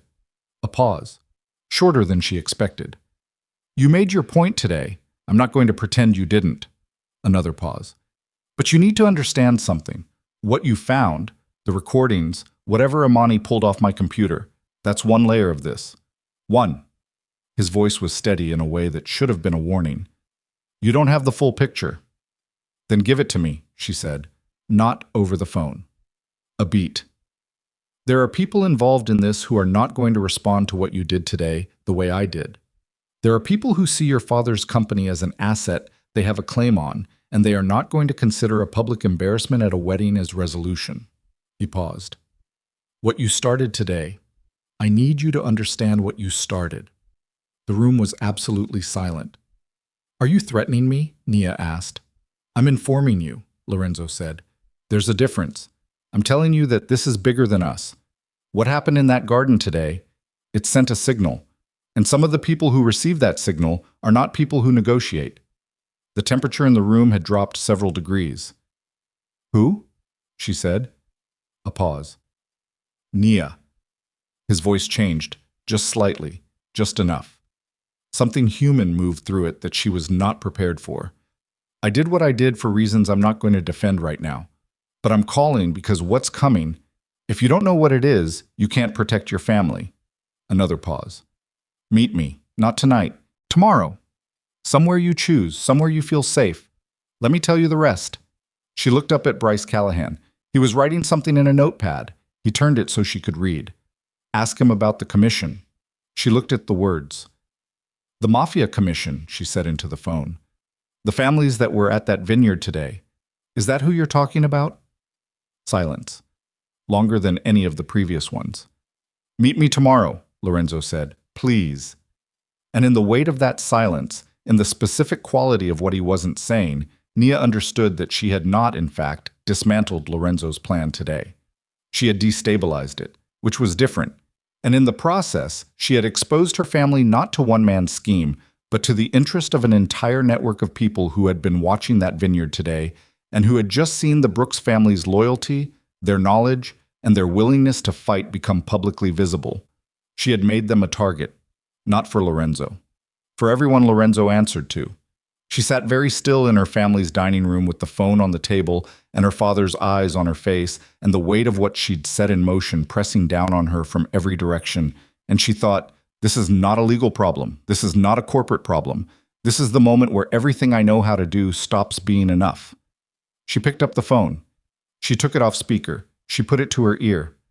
"Tomorrow," she said to Lorenzo. 9 o'clock. I picked the place. She ended the call. She set the phone on the table. She looked at her father, her brothers, her best friend, and the 3 attorneys who were watching her with the particular attention of people who understand that something has just shifted. "We need to completely rethink this," she said. Her voice was steady. Her hands were not. She did not sleep. She tried, because Amani told her to, and her mother told her to, and her own body was making arguments she couldn't entirely ignore. The specific bone-deep exhaustion of a person who had been running on adrenaline for 18 hours and was beginning to feel the bill coming due. She lay down at 2 in the morning in the guest room that used to be hers, stared at the ceiling for 40 minutes, and then got up and went back downstairs. The dining room table still had documents on it. She sat down with a yellow legal pad and started writing. Not strategy exactly, not yet. More like an inventory. Everything she knew, everything she didn't know, the shape of the gap between those two things. She'd done this in law school when a case got too complicated to hold in her head all at once. Put it on paper, make the invisible visible.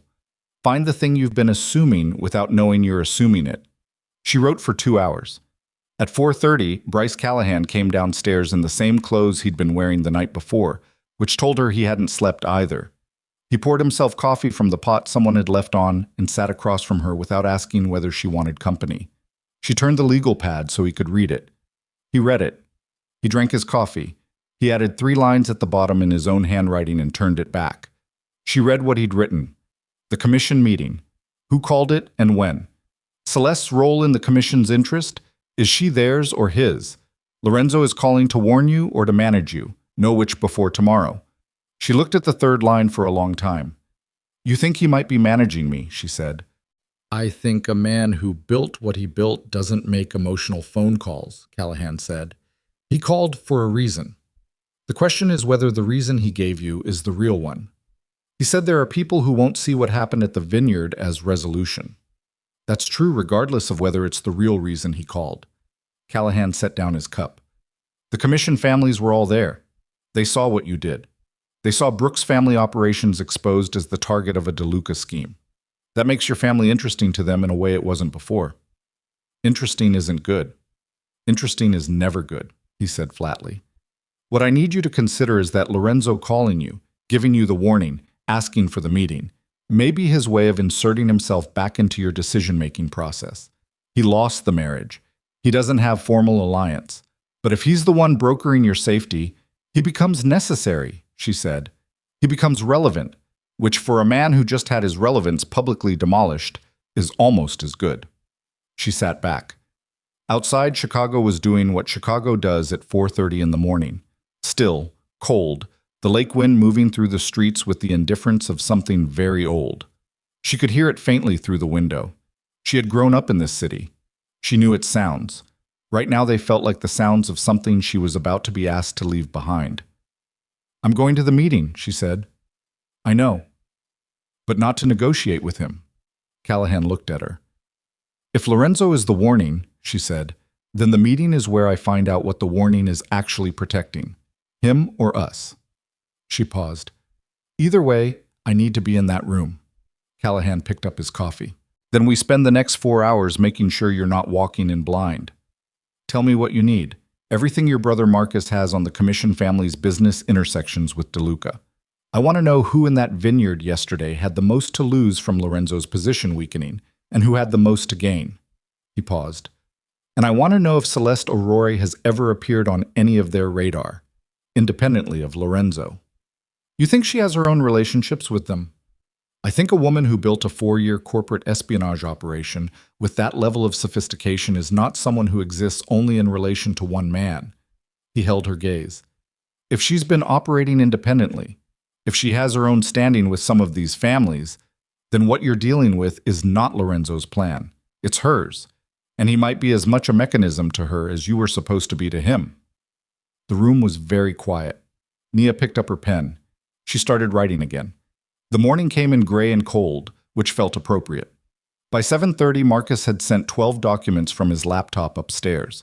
By 8:15, Amani had found 3 corporate filings in EU records that showed Celeste Aurora's name adjacent to 2 other companies, one connected to a French investment group with documented organized crime associations, one a Monaco-registered entity whose beneficial ownership was obscured but whose registered address matched a building Callahan identified from memory as having been in federal surveillance reporting 2 years ago. Amani set down her tablet. "She's not his," she said. "No," Callahan said. "She's theirs." "She appears to be," he said, "or she was placed in his orbit by them, which amounts to the same thing." Nia looked at the documents. She thought about Lorenzo's voice in that corridor. "I love you. Just be patient a little longer." She thought about it differently now. Not a man managing a mistress through a long deception. A man who might have believed he was in control of a situation that had controls running through him he hadn't fully mapped. "He found out," she said. "That's why he called." "He found out she isn't only his," Callahan said. "Yes, that's my read." Which means the warning about the commission families is real, but it may not be about them reacting to what happened at the vineyard. He paused. It may be about what they were planning to do with your father's company, regardless of whether the wedding happened. And Lorenzo finding out that the woman he loves has been running a separate operation, one with connections he didn't authorize, has put him in a position where he either manages this meeting with you or he loses all control of the situation entirely. Nia stood up. She picked up her phone. She texted Lorenzo a single line. 11 o'clock, Stanton Hotel, 3rd floor conference room. I'll have it booked under a different name. She sent it and set the phone down and looked at her father, who had come downstairs at 7 and had been reading documents at the end of the table since then without comment, absorbing everything with the same steady quiet he'd brought to the conversation the night before. "I want you there," she said to him. "I'll be there," he said. "Not in the room. In the building." She looked at him. "If I need backup, I want it close. But I need to run this myself." Raymond looked at his daughter for a moment. "Okay," he said. She went upstairs to get dressed. The Stanton Hotel was 4 blocks from the family's corporate offices, ground she knew, territory that felt like advantage. She booked the conference room under her paralegal's name and arrived 40 minutes early with Callahan, who walked the room, identified the camera positions, confirmed the exits, and said almost nothing. Amani arrived 10 minutes later with a slim recorder that she placed in her jacket pocket without discussion. Raymond and Marcus took a table in the hotel restaurant 2 floors below. At 11:03, Lorenzo DeLuca came through the conference room door. He was alone. This was the first thing she registered. No Sal, no security, no attorney. He closed the door behind him and stood for a moment in the entrance of the room and looked at her, and she looked back, and the accumulated weight of everything that had happened in the last 20 hours sat between them like a physical object. He looked like he hadn't slept either. He was in dark clothing, no tie, and the grooming that had always been impeccable was slightly, not wrong, but less curated. He looked like a man who had spent the night in circumstances he hadn't planned for. He looked like a man who was afraid. Not of her, she thought. That was the thing she registered that she hadn't expected. The fear in his face was not pointed at her. It was pointed at something else, something behind him. "Sit down," she said. He sat. Callahan stood to her left near the window. Lorenzo glanced at him once and then gave him no further attention, which told her he'd done his own homework on who Callahan was. "Talk," she said. Lorenzo put his hands flat on the table. It was a gesture she recognized, something he did when he was choosing to be still, choosing the position of transparency over the position of control. "Celeste," he said, "you found out about her operation." "The Belgian company, yes." He nodded. His jaw moved. I didn't know the full extent of it, he said. That's a very convenient thing to not know. I know how that sounds. He didn't flinch. I'm telling you anyway. What I set up, the introduction, the Belgian entity, I authorized the access to your routing data. That's on me. I'm not going to sit here and tell you I didn't know about that piece. His eyes were steady, and this was the thing about Lorenzo De Luca that was always going to be the problem. She couldn't find the performance in his eyes. She never had been able to. Either he was the most extraordinary actor alive, or there were moments where he actually meant what he was showing her, and she had no reliable way to tell the difference. What I didn't know was that she was running 2 other operations through the same infrastructure, for different clients. The room was very quiet. Different clients, Nia said. The Luxembourg entity has 2 other beneficial owners I didn't know about, he said. 2 other organizations that have been receiving your family's operational data through her. He paused. One of them is the Rinaldi family. Callahan, near the window, went very still. Nia kept her eyes on Lorenzo. The Rinaldis were at the vineyard. Yes. They've been receiving our data. For at least 18 months, possibly longer. Lorenzo's voice was controlled, but underneath it something was moving. I found out 4 days ago. I confronted her. She told me it was a parallel arrangement she'd made independently, that it didn't affect our plan, that the data wasn't being used competitively against us. His mouth tightened. I didn't believe her. That's why you called me, Nia said. That's why I called you. She let the silence sit for a moment. Let him stay in it. You're telling me that the woman you've been using to run corporate espionage against my family has been simultaneously selling our data to our competitors behind your back? Yes. And you want me to believe that you, a man who built a criminal empire on controlling information, didn't know your own operation was compromised? I want you to believe whatever the evidence shows you, he said. His voice cracked slightly at the end of that sentence. Not emotionally, not dramatically, just the specific crack of a voice that has been held taut for too long. I'm not asking you to trust me. I'm asking you to look at the structure. If I'd known the Rinaldis were in it, I would never have proceeded. The De Luca organization and the Rinaldi family have a 15-year boundary agreement. What Celeste did, what she did to me, violates that agreement in ways that could start a war that has nothing to do with your family and everything to do with mine. Nia sat back. She thought about Callahan's words from the night before. She's not his. She's theirs. Or possibly more complicated, more human, and therefore more dangerous. She was both. She had been Lorenzo's in some real sense and also running operations that served other interests, playing multiple sides of a board that nobody had the full view of. Where is she now? Nia asked. I don't know. Lorenzo? I genuinely do not know where she is. His hands were still flat on the table. After I confronted her, she went dark. Phone off, apartment empty. She has resources I wasn't the source of, which means she has exit options I can't map. Nia looked at him for a long moment. Why should I believe any of this? She said. Not a question, a test. Because if I wanted to manage you, I would have told you something that put me in a more favorable position, he said. What I'm telling you right now destroys any remaining credibility I have. It tells you I lost control of my own operation. It tells you a woman I trusted ran me. He paused. I'm telling you anyway because the Rinaldis are going to move on your family's contracts within the next 30 days, and you need to know it's coming. The temperature in the room shifted. 30 days. How do you know it's 30 days? Callahan said from near the window. His voice was quiet and entirely without inflection. Lorenzo looked at him.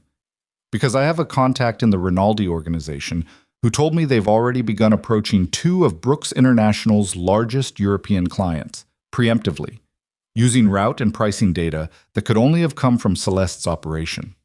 Nia's hands were under the table. She pressed them flat against her thighs to keep them still. They're going to try to take our European contracts, she said. They're going to try to make your European operations uncompetitive within 18 months, and then approach your father about an acquisition at a deflated valuation. He held her gaze. It's a longer play than what I was doing, but they have patience. She thought about what 30% of European operations meant in real terms. Contracts her father had built over 20 years. Relationships that were not just financial but structural. The kind of operational trust that took a decade to establish, and could be undercut in months if a competitor had access to your pricing models and your routing intelligence. She thought about her father downstairs in the hotel restaurant. She thought about Marcus finding that Belgian entity 6 weeks ago. She thought about the fact that she had stood at an altar yesterday and publicly dismantled Lorenzo's plan, and in doing so had made the Brooks family situation visible to every interested party in that vineyard, including the Rinaldis, who had been watching with information she hadn't known they possessed. She had not triggered the Rinaldi threat. It had been running, but she had accelerated the timeline by making the vineyard happen publicly, by making it clear that the Brooks family was aware of being targeted, which meant the Rinaldis would move faster now before she could build defenses. "You made this worse," she said. Not to Lorenzo, to herself. "You didn't have enough information to know that," he said, and somehow the absence of satisfaction in his voice made it harder, not easier. "I'm not asking for your absolution," she said. "I know." She stood up. She walked to the window and looked out at the Chicago street below. Cabs and pedestrians, and the ordinary morning machinery of a city that did not know or care about anything happening in this conference room. She pressed one hand against the cold glass and breathed. 30 days. She turned around. "The contact in the Rinaldi organization," she said. "Can you get me documentation of what they've been doing with the data? Proof of the approach to our clients?" Lorenzo was quiet for a moment. "Possibly. I need more than possibly. My contact takes on significant risk passing anything out," he said. "I need to offer him protection." "What kind of protection?" "His family relocated, new identities, out of the organization's reach." He paused. "That costs money, and it costs connections that your family has and I currently don't." The room went very still. Amani, standing near the door, shifted her weight. Nia felt it without looking. "You're asking me to use my family's resources to protect your source," Nia said, "so that your source can give me evidence against the people your operation helped arm against us." "Yes," Lorenzo said. "You understand what you're asking." "I understand what I'm asking. Why wouldn't I just go to the federal authorities with what I already have and let them trace the Rinaldi connection through the Belgium structure?" she said. "Because the federal process takes years," Lorenzo said, "and you have 30 days before they've repositioned enough of your client base that the damage is structural and not recoverable." He paused. "You know that. You've already done the math." She had. She hated that she had. She hated that he knew she had. She looked at him across the conference room table and she saw clearly, maybe for the first time without the filter of love or betrayal or either of the simplifying emotions she'd carried through the last 24 hours, exactly who Lorenzo DeLuca was. A man of genuine intelligence who had used that intelligence for his entire life in service of acquisition. A man who had, somewhere in the 4 years of being with her, developed what she believed was a real attachment to her. Not the love he'd performed, or not only that, but something more complicated that he probably didn't have language for and had never allowed to be more important than the plan. A man who was right now sitting across from her with the ruins of everything he'd built around him and offering her the only remaining thing he had. His contact, his intelligence, his knowledge of the people who were coming for her family. She could refuse, she could walk out, she could fight the Rinaldis with the information she had and the timeline she had and the resources she had, and it would be the clean version. The version where she never had to receive anything from Lorenzo DeLuca again. She might lose. 30 days was not a long time, or, "If I do this," she said. Her voice was precise and cold, and she chose each word like she was choosing tools. "If I use my family's resources to relocate your contact, if I partner with you to build a case against the Rinaldi family's data operation, I need something from you that is not information." Lorenzo waited. "I need you to testify," she said, "on record, about the Belgium entity, about the data access you authorized, about Celeste Aurore's identity and her connections to the families she was running data for." She held his gaze. "Everything. Your full testimony, on record, available to federal prosecutors.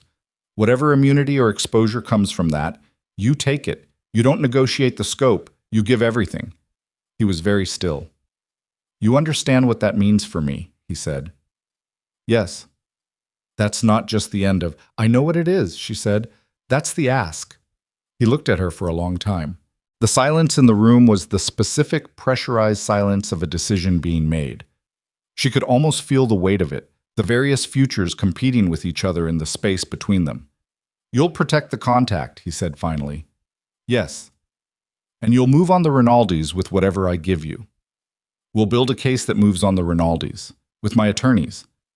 Through proper channels." She paused. "And through whatever channels Bryce Callahan considers appropriate, which I am not going to overdefine." Callahan, near the window, said nothing. Lorenzo looked at him, looked back at her. Something moved across his face that she still couldn't name. "I need 24 hours, he said. "You have 12, she said. His jaw tightened. "Fine," he said. He stood. He picked up his jacket from the chair back. He moved toward the door and then he stopped with his hand on the frame, stopped in almost exactly the position he'd been in when she'd first walked into that conference room, and he turned and looked at her one more time. She waited. "I'm sorry," he said. Not performed, not managed.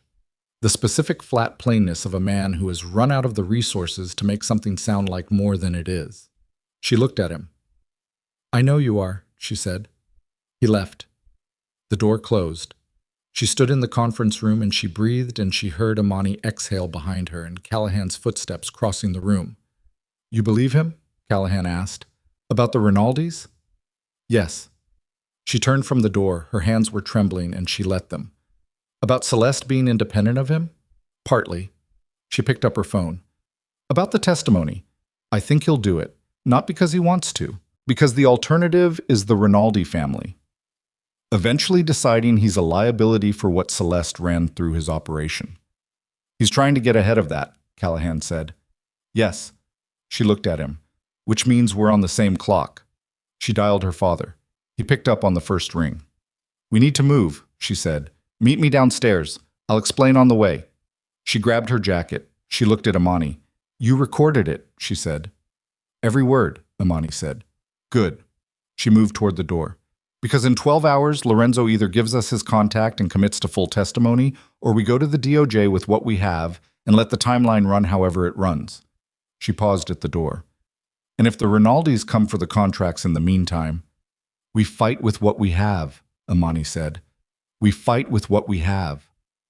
She opened the door and walked into the hallway, and her heart was running at a frequency she hadn't experienced before. Not the cold steadiness of the vineyard, not the controlled grief of the night before, but something different. Something that felt like the beginning of a fight she hadn't trained for and was going to have to win anyway.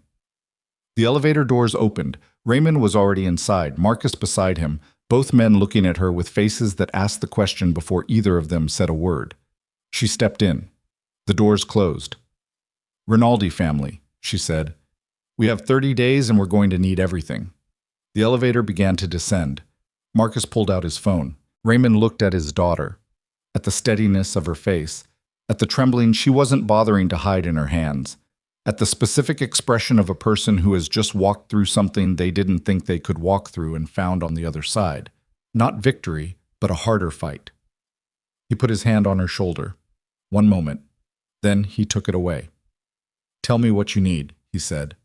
And 3 floors below the Stanton Hotel conference room where she had just made a deal with the man who had tried to destroy her family, the lobby doors were opening and a woman in a gray coat was crossing the marble floor toward the exit, with her phone to her ear and her head down, moving with the particular purposeful speed of someone who had just received information they needed to act on. Nia didn't see her. She wouldn't know until 4 hours later when Callahan's contact pulled the hotel security footage that the woman in the gray coat was Celeste Aurora, that she had been in the building, that she had been there before Lorenzo arrived, and that she had left 8 minutes after he did, which meant she had seen him walk in, and she had waited, and she had watched him walk out, and whatever she had concluded from that, whatever calculation she had run in those 8 minutes, she was already acting on it as the elevator descended, and Nia laid out the shape of the fight ahead, and the lobby doors swung closed behind a woman none of them had seen and all of them needed to find. Callahan got the security footage at 2:17 in the afternoon. He pulled it up on his laptop at the dining room table of the Michigan Avenue townhouse, where Nia and Marcus and Amani had spread themselves across chairs and the couch, with coffee, going cold in mugs. Nobody was drinking, and he turned the screen so they could all see. The footage was time-stamped. Gray coat. Head down. Phone to her ear. The lobby of the Stanton Hotel in the flat, colorless clarity of security camera resolution. Nobody said anything for a moment. Then Marcus said, "That's her." He pulled up the EU corporate photo, a filing document from the Belgian registry, a headshot that looked like it had been taken for a professional profile, a woman in her late 30s with dark blonde hair, and a face that was controlled in the way that faces become controlled when their owner has spent a long time performing composure in high-stakes rooms. Same woman. Celeste Aurore had been in the building, had watched Lorenzo walk in, had waited 8 minutes, had walked out. She knew about the meeting, Amani said. She knew or she had him followed, Callahan said. Either way, she's not running, she's monitoring. Nia looked at the frozen image on the screen. She looked at this woman, the woman whose voice she had heard in Lorenzo's recordings, whose name she had learned only yesterday, who had spent 4 years building an operation around the Brooks family's vulnerability while simultaneously existing as the emotional center of Lorenzo's life. She looked at her for a long moment and felt something she hadn't expected to feel. Not rage, not even contempt, but a strange and almost vertiginous recognition. Celeste Aurore had been running multiple operations simultaneously. Lorenzo's scheme, the Rinaldi data pipeline, whatever else. Callahan's research hadn't surfaced yet, and she had done it while remaining invisible. No public profile, no direct attribution. Every mechanism she'd built had someone else's name on the registration documents. She had constructed an entire architecture of consequence from a position of complete anonymity. That was not the work of someone who panicked. The fact that she was still in Chicago, monitoring, watching Lorenzo walk into a meeting with the woman his plan had been built around, that was the behavior of someone who believed she was still in control of the situation.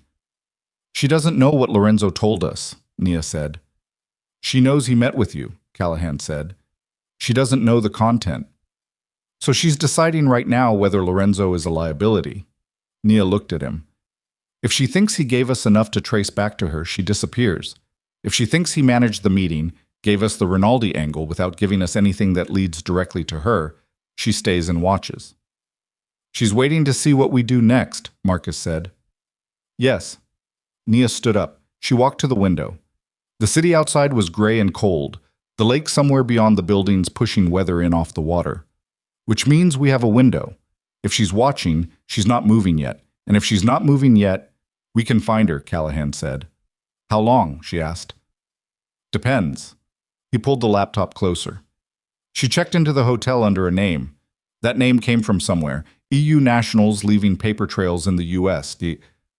There are points of entry, customs records, hotel registrations, credit transactions. He paused. Give me 3 hours. You have 2. She said. He didn't argue. She turned from the window. I need to call Lorenzo. Imani looked up from her tablet. Is that? He said 12 hours. I'm cutting it. She picked up her phone. If Celeste is watching him and she thinks he's cooperating with us, his 12 hours just became significantly less safe than he thinks. The room processed this. She dialed. He picked up on the 3rd ring. She could hear street noise behind him. He was outside, moving. Nia. Celeste was in the Stanton Hotel this morning, she said. She was there before you arrived and she left after you. Silence. A short silence. Shorter than she expected. I know, he said. Her hand tightened on the phone. You knew. I saw her when I came out. His voice was flat in a way that was different from this morning. Something had compressed in it. She was across the street. She wanted me to see her. She's telling you she's watching. She's telling me she has options, he said. That's different. Nia moved into the hallway, away from the room. She lowered her voice. Lorenzo, if she thinks you gave us something that leads back to her, she's not going to wait. Whatever she has, whatever protection, whatever leverage over the Rinaldis or anyone else, she will use it before she lets herself become attributable. I know that too, he said. Then you understand that your 12 hours... I'm moving faster. A brief pause. She heard a car door closing. He'd gotten into a vehicle. My contact is already in transit. I have documentation, the Rinaldi data pipeline, client approach records, communications that put Celeste as the originating source on the Rinaldi feeds. Another pause. I need somewhere to bring it. She thought for 2 seconds. Philip Okafor's office, she said. I'll text you the address. How long? 90 minutes. Make it 60. She ended the call. She went back into the dining room. She looked at Callahan. Change of timeline. Lorenzo is moving now. Philip's office in 60 minutes. Callahan was already closing the laptop. I'll keep running Celeste's trail on the way. Marcus, she looked at her brother. Call Sandra Lee. I need her at Philip's office too. And call Dad. Where is he? Corporate office. He went in this morning. He's been managing the European client communications. She paused. Tell him we may need to move on the Rinaldi situation faster than 30 days. Tell him to hold every European contract renewal that's currently pending. Marcus was dialing before she finished the sentence. She looked at Amani. Amani was already standing, jacket in hand, tablet under her arm, with the expression of a woman who has been ready to leave for the past 10 minutes. Let's go, Imani said. They went. Philip Okafor's offices occupied the 14th floor of a building 6 blocks from the Brooks International headquarters, neutral ground in the specific way that an attorney's office is always neutral ground, the particular formality of the space creating a context where even difficult things have to sit still and be documented. Nia had spent significant time in this office over the years. She'd always found its deliberateness, the heavy furniture, the meticulous organization, either reassuring or oppressive depending on the circumstances.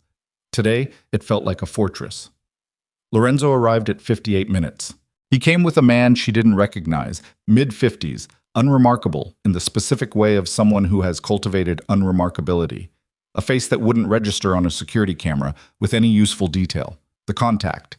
He sat down at Philip's conference table with the careful posture of a man who understood he was in a room full of people who needed him and that this was the most leverage he would ever have, and he intended to use it correctly. He had a hard drive. He put it on the table. Philip connected it to an isolated laptop, not networked, not connected to anything, and began to go through the contents while Sandra Lee read over his shoulder. The room was quiet, except for the sound of pages turning and keys being pressed. Nia sat across from Lorenzo. She didn't say anything to him. He didn't say anything to her. They sat in the quiet of two people who have nothing left to manage between them and are waiting to find out what the facts are going to require. Callahan, in the corner, had his phone and was running his parallel track. Celeste's location, Celeste's trail, the paper she'd left in the city that she didn't know they were mapping. 20 minutes in, Philip looked up. This is substantial, he said. He had the controlled expression of a man whose professional equanimity was working very hard. The Rinaldi data pipeline is documented from the originating access point through 4 data transfers over 18 months. Communication records showing Celeste Aurore coordinating directly with a Rinaldi family financial officer, a man named Gennaro Vitelli, including pricing intelligence that corresponds to rate adjustments in Brooks International's 2 largest Italian freight contracts. He paused. Those contracts experienced client renegotiations 6 weeks ago that we now have the source of. Raymond, who had arrived 15 minutes in and was standing near the window in his coat, said nothing. His face said enough. Is it actionable? Nia asked. Civil, immediately. Criminal. With a federal referral, and this documentation as a foundation? Yes.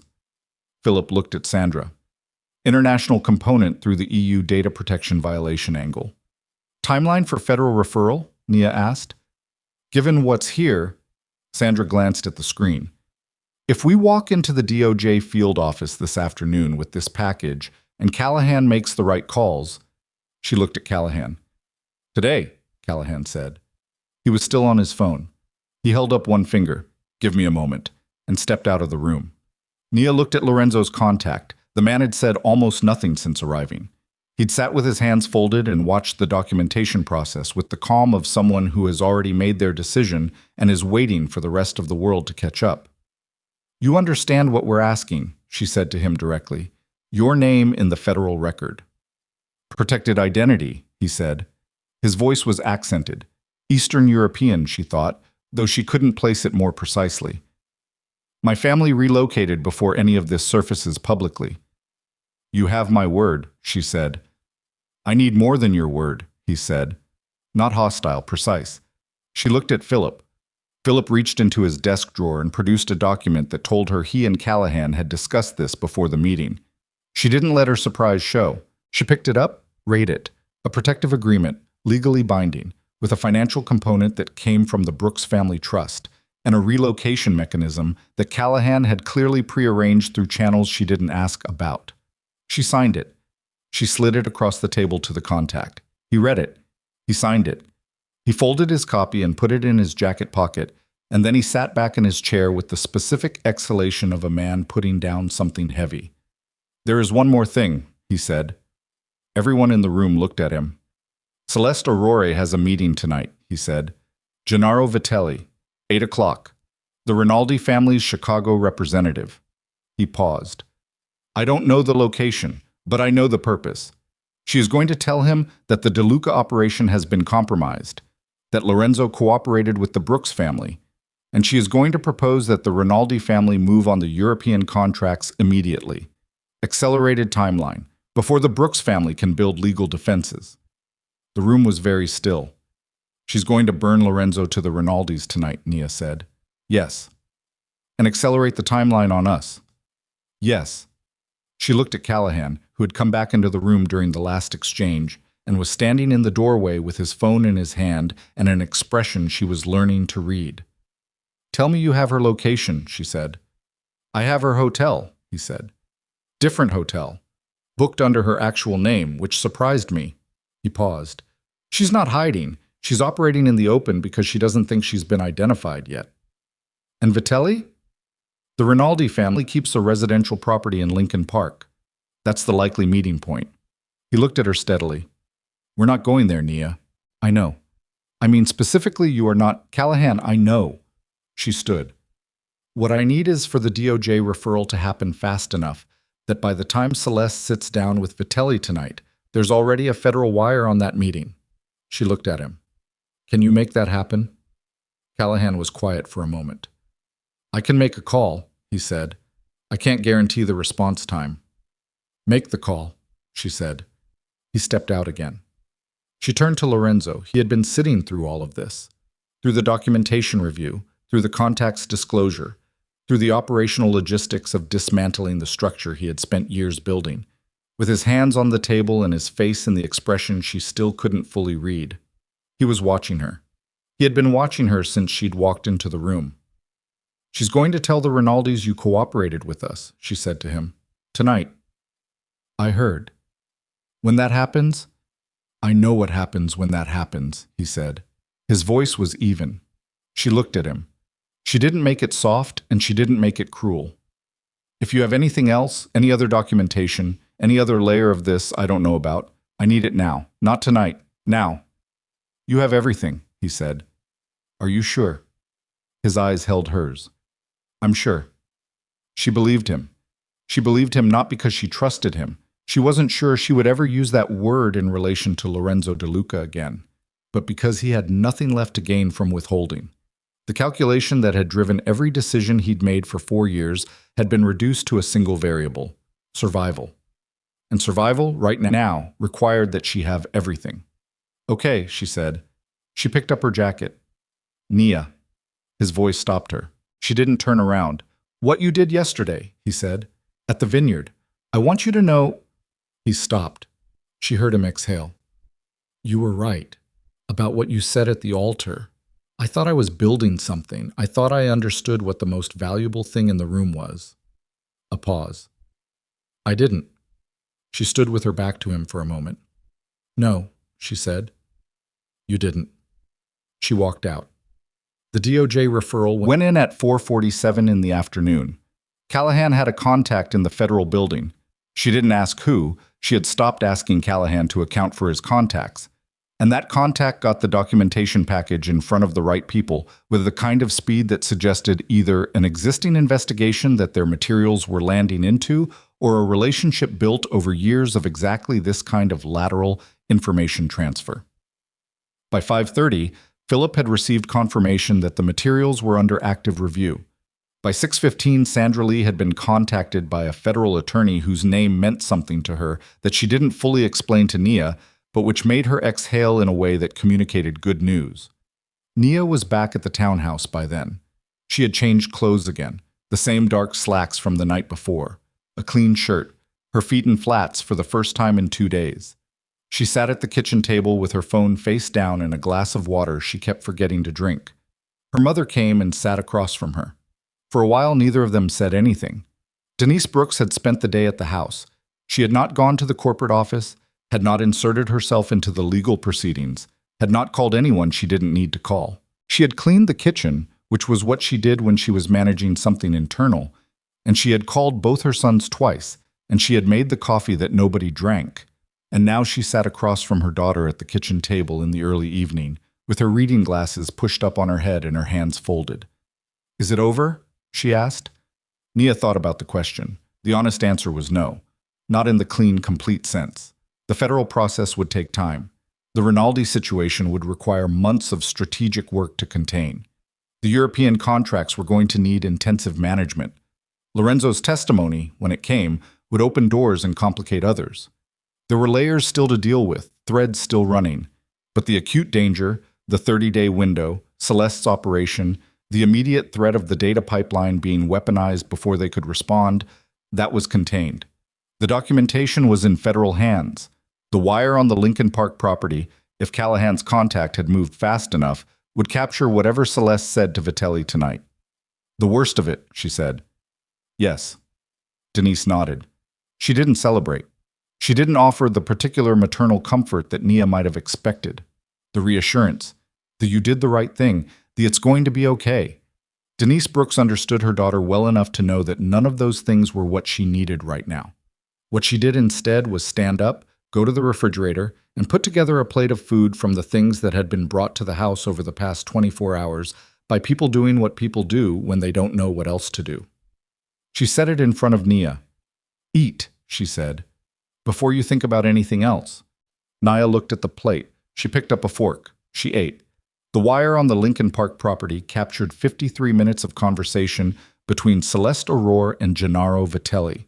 Callahan delivered this information at 9:40 that night with the terseness of a man who is choosing not to editorialize. The federal team had moved faster than expected. Celeste had walked into a meeting that was already covered. She had told Vitelli that Lorenzo De Luca had cooperated with Nia Brooks. She had proposed the accelerated timeline on the European contracts. She had disclosed, in the process, enough detail about her own operational role in the data pipeline to constitute self-incrimination on multiple federal charges. She had not known she was being recorded. She was in federal custody by 10:15. Vitelli was brought in for questioning, not arrested, not yet. But the Rinaldi family's Chicago operation had woken up the next morning to a significantly altered landscape, and the word that came back through Callahan's channels was that the family was, for the moment, retreating. Nia received this information sitting on the back steps of the townhouse in the cold, her phone in her hand, looking at the small dark yard where she had played as a child. She listened to Callahan deliver the Celeste news, and she said thank you. And she ended the call and she sat there for a while. She expected to feel something large, victory or relief, or the specific emotional release that is supposed to come when a fight is over.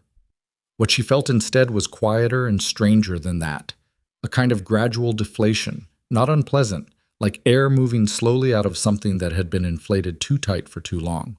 She had been running on threat for 2 days. The body doesn't know what to do when the threat stops. It keeps running anyway for a while, metabolizing something that's no longer there. She sat on the cold steps and let it run out. Lorenzo's formal cooperation with federal authorities began 3 days later. He arrived with his own attorney, not Sal Benedetti, who had quietly departed the De Luca organization within 48 hours of the vineyard and whose whereabouts were not Nia's concern. And he sat in a federal office and he talked. The process took weeks. Nia was not present for it. She received updates through Callahan and through Sandra Lee, and what those updates told her was that Lorenzo's testimony was, as promised, comprehensive. He gave them everything. The Belgium entity, the data pipeline, the Rinaldi connection, the commission relationships, 4 years of organizational intelligence that federal prosecutors described, in language that leaked back to Callahan through the usual channels, as among the most significant voluntary cooperation they had received in a decade. The exposure for Lorenzo was significant. His attorneys were managing criminal liability with a cooperation agreement that would not be fully resolved for months. His organization, without him actively running it, and with the commission's confidence in the DeLuca family severely damaged by the combination of the vineyard and the federal investigation, began to contract. Nia read about it in the reports Callahan prepared. She read about it with the detachment of a person reviewing a case that has moved from active to archival, still important, still requiring attention, but no longer requiring the part of herself that ran on adrenaline. She had other things to run on now. The European contracts were the first priority. She and Marcus spent 3 weeks in Amsterdam and Brussels and Milan, meeting with clients personally, not through representatives, not over video calls, in person. She sat across tables from freight directors and logistics managers and decades-long partners, and she told them, directly and without softening, what had happened, what the Brooks family had been dealing with, what they had done about it. She did not ask for sympathy, she asked for the chance to demonstrate stability, and she backed the ask with the specific technical competence of someone who understood their business from the inside out. Some clients needed time. 2 required renegotiation. 1 left anyway, citing concerns that were legitimate and that she didn't argue with. You cannot expect every relationship to survive every kind of damage, and the honest acknowledgement of that was more useful than the attempt to paper over it. 91% of the European contracts renewed. Marcus sent her the number in a text at midnight on the day the last renewal came through. She was in her apartment in Chicago, in her own space for the first time in what felt like months, sitting at her kitchen counter with a case file open in front of her that had nothing to do with any of this. A client she'd been neglecting, an arbitration case she needed to prepare for, the ordinary, ongoing machinery of her actual life reasserting itself. She read Marcus's text. She put the phone down. She looked out her kitchen window at the Chicago skyline. She thought about what 91% meant, not as a number, but as the reality behind it. Clients who had seen the Brooks family deal with a betrayal that could have destroyed them and had decided to stay. Relationships that had been pressure-tested and held. Her father's life's work, which she had walked into the crossfire of and helped bring out the other side. She thought about the wedding dress, hanging in the guest room closet at the townhouse. She hadn't gone back for it. She wasn't sure she would. Some things you leave where they are. She closed the case file. She went to bed. In the months that followed, the DeLuca Empire's unraveling was not dramatic in the way that collapses are sometimes dramatic. There was no single moment of final destruction, no public ceremony of defeat. It was quieter than that, a gradual withdrawal, like a tide going out.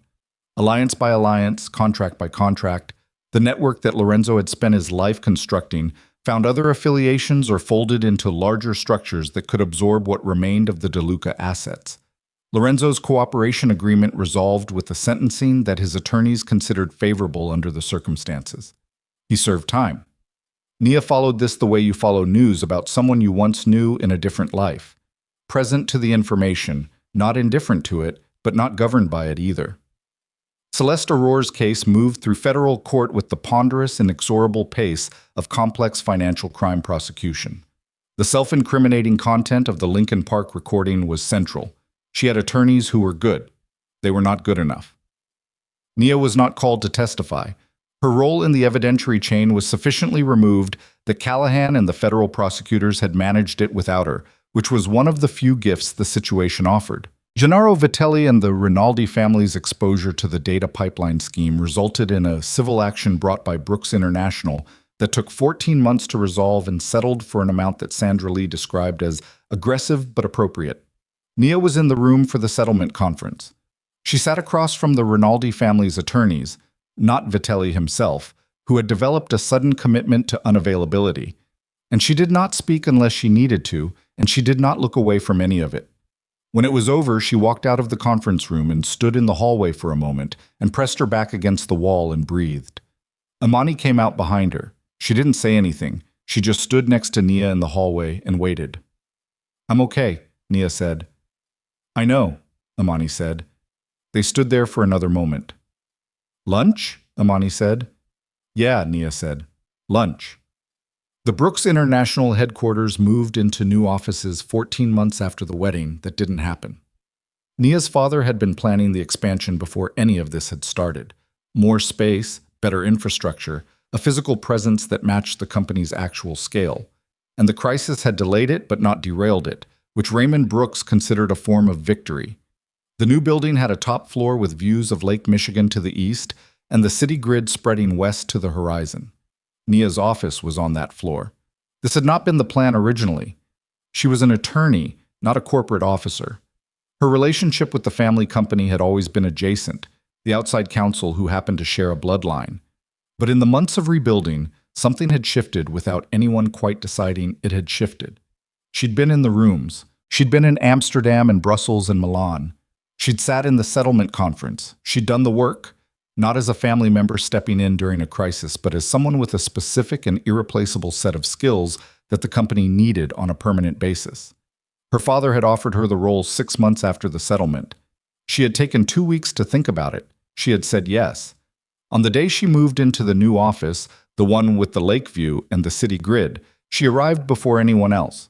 She stood at the window with a cup of coffee that was actually still hot, and she looked at Chicago in the early morning. The lake gray and enormous to the east, the buildings downtown rising in the clear cold air, the city that she had grown up in and left pieces of herself in and come back to changed. She thought about the woman she had been a year and a half ago, standing at a different window in a bridal suite, holding a bouquet and telling herself the trembling in her hands was just nerves. She thought about the corridor, the stone wall, cold through ivory satin, his voice, soft, aimed at someone else. She thought about the altar, the ring on the marble, the moment of walking away. She thought about all of it, not with longing, not with bitterness, but with the particular clarity of someone looking at a landscape from high enough up that the shape of it becomes visible in a way it wasn't when you were standing in the middle of it. She had not come through this clean. That was the thing she had learned that she hadn't expected to learn, that there is no version of surviving something like this where you come out without marks. She had made decisions she still examined in quiet moments. The deal with Lorenzo, the choice to let this vineyard happen publicly, the way she had used information as a weapon and had been precise about where she aimed it and had accepted the collateral costs. She didn't regret those decisions. She had made them with the information she had, under the pressure she was under, and she would make them again. But she carried them. She carried them the way you carry things that cost you something real. She was 34 years old. She had loved a man who had looked at her and seen a mechanism. She had walked away from an altar in front of 300 people and felt the floor disappear under everything she thought she'd built. She had spent 48 hours running on nothing but the decision she'd made in a cold corridor, the decision about who she was going to be. And she had come out the other side of it with her family's company intact and her own name attached to something she was proud of. That was not a small thing. Her phone rang. Marcus. "You're in, Sid," he said when she answered. "Since 6, she said. "Of course you are." She could hear him smiling. "Dad's downstairs. He wants to do breakfast before the 9 o'clock. Tell him I'll be down in 5. She ended the call. She stood at the window for a moment longer. The lake was beginning to catch light, the gray shifting toward silver as the sun worked its way up behind the clouds. The city below was waking up, the streets beginning to fill with the ordinary morning movement of a place that was not waiting for anyone. She had walked away from an altar 18 months ago and believed in the moment that she was walking away from the life she thought she'd have. She'd been right. That life, the one built around a love that had been constructed to dismantle her, was gone. She had not been able to keep it, and she had been right not to try. What she had instead was this: a window facing the lake, a floor with her name on the door, a company that was stronger for having been pressure tested, a father who had stood next to her and trusted her judgment when every instinct he had was telling him to take over, brothers who had shown up, a best friend who had held a recorder in her jacket pocket and never once suggested that the cost was too high. She picked up her coffee, she finished it, she went downstairs to have breakfast with her father, and she did not look back at the window, and the lake behind it went on doing what lakes do, enormous and indifferent and completely unmoved by the small human drama of a woman who had walked through fire and decided, on the other side of it, that what she found there was enough to build on. It was more than enough. It was hers.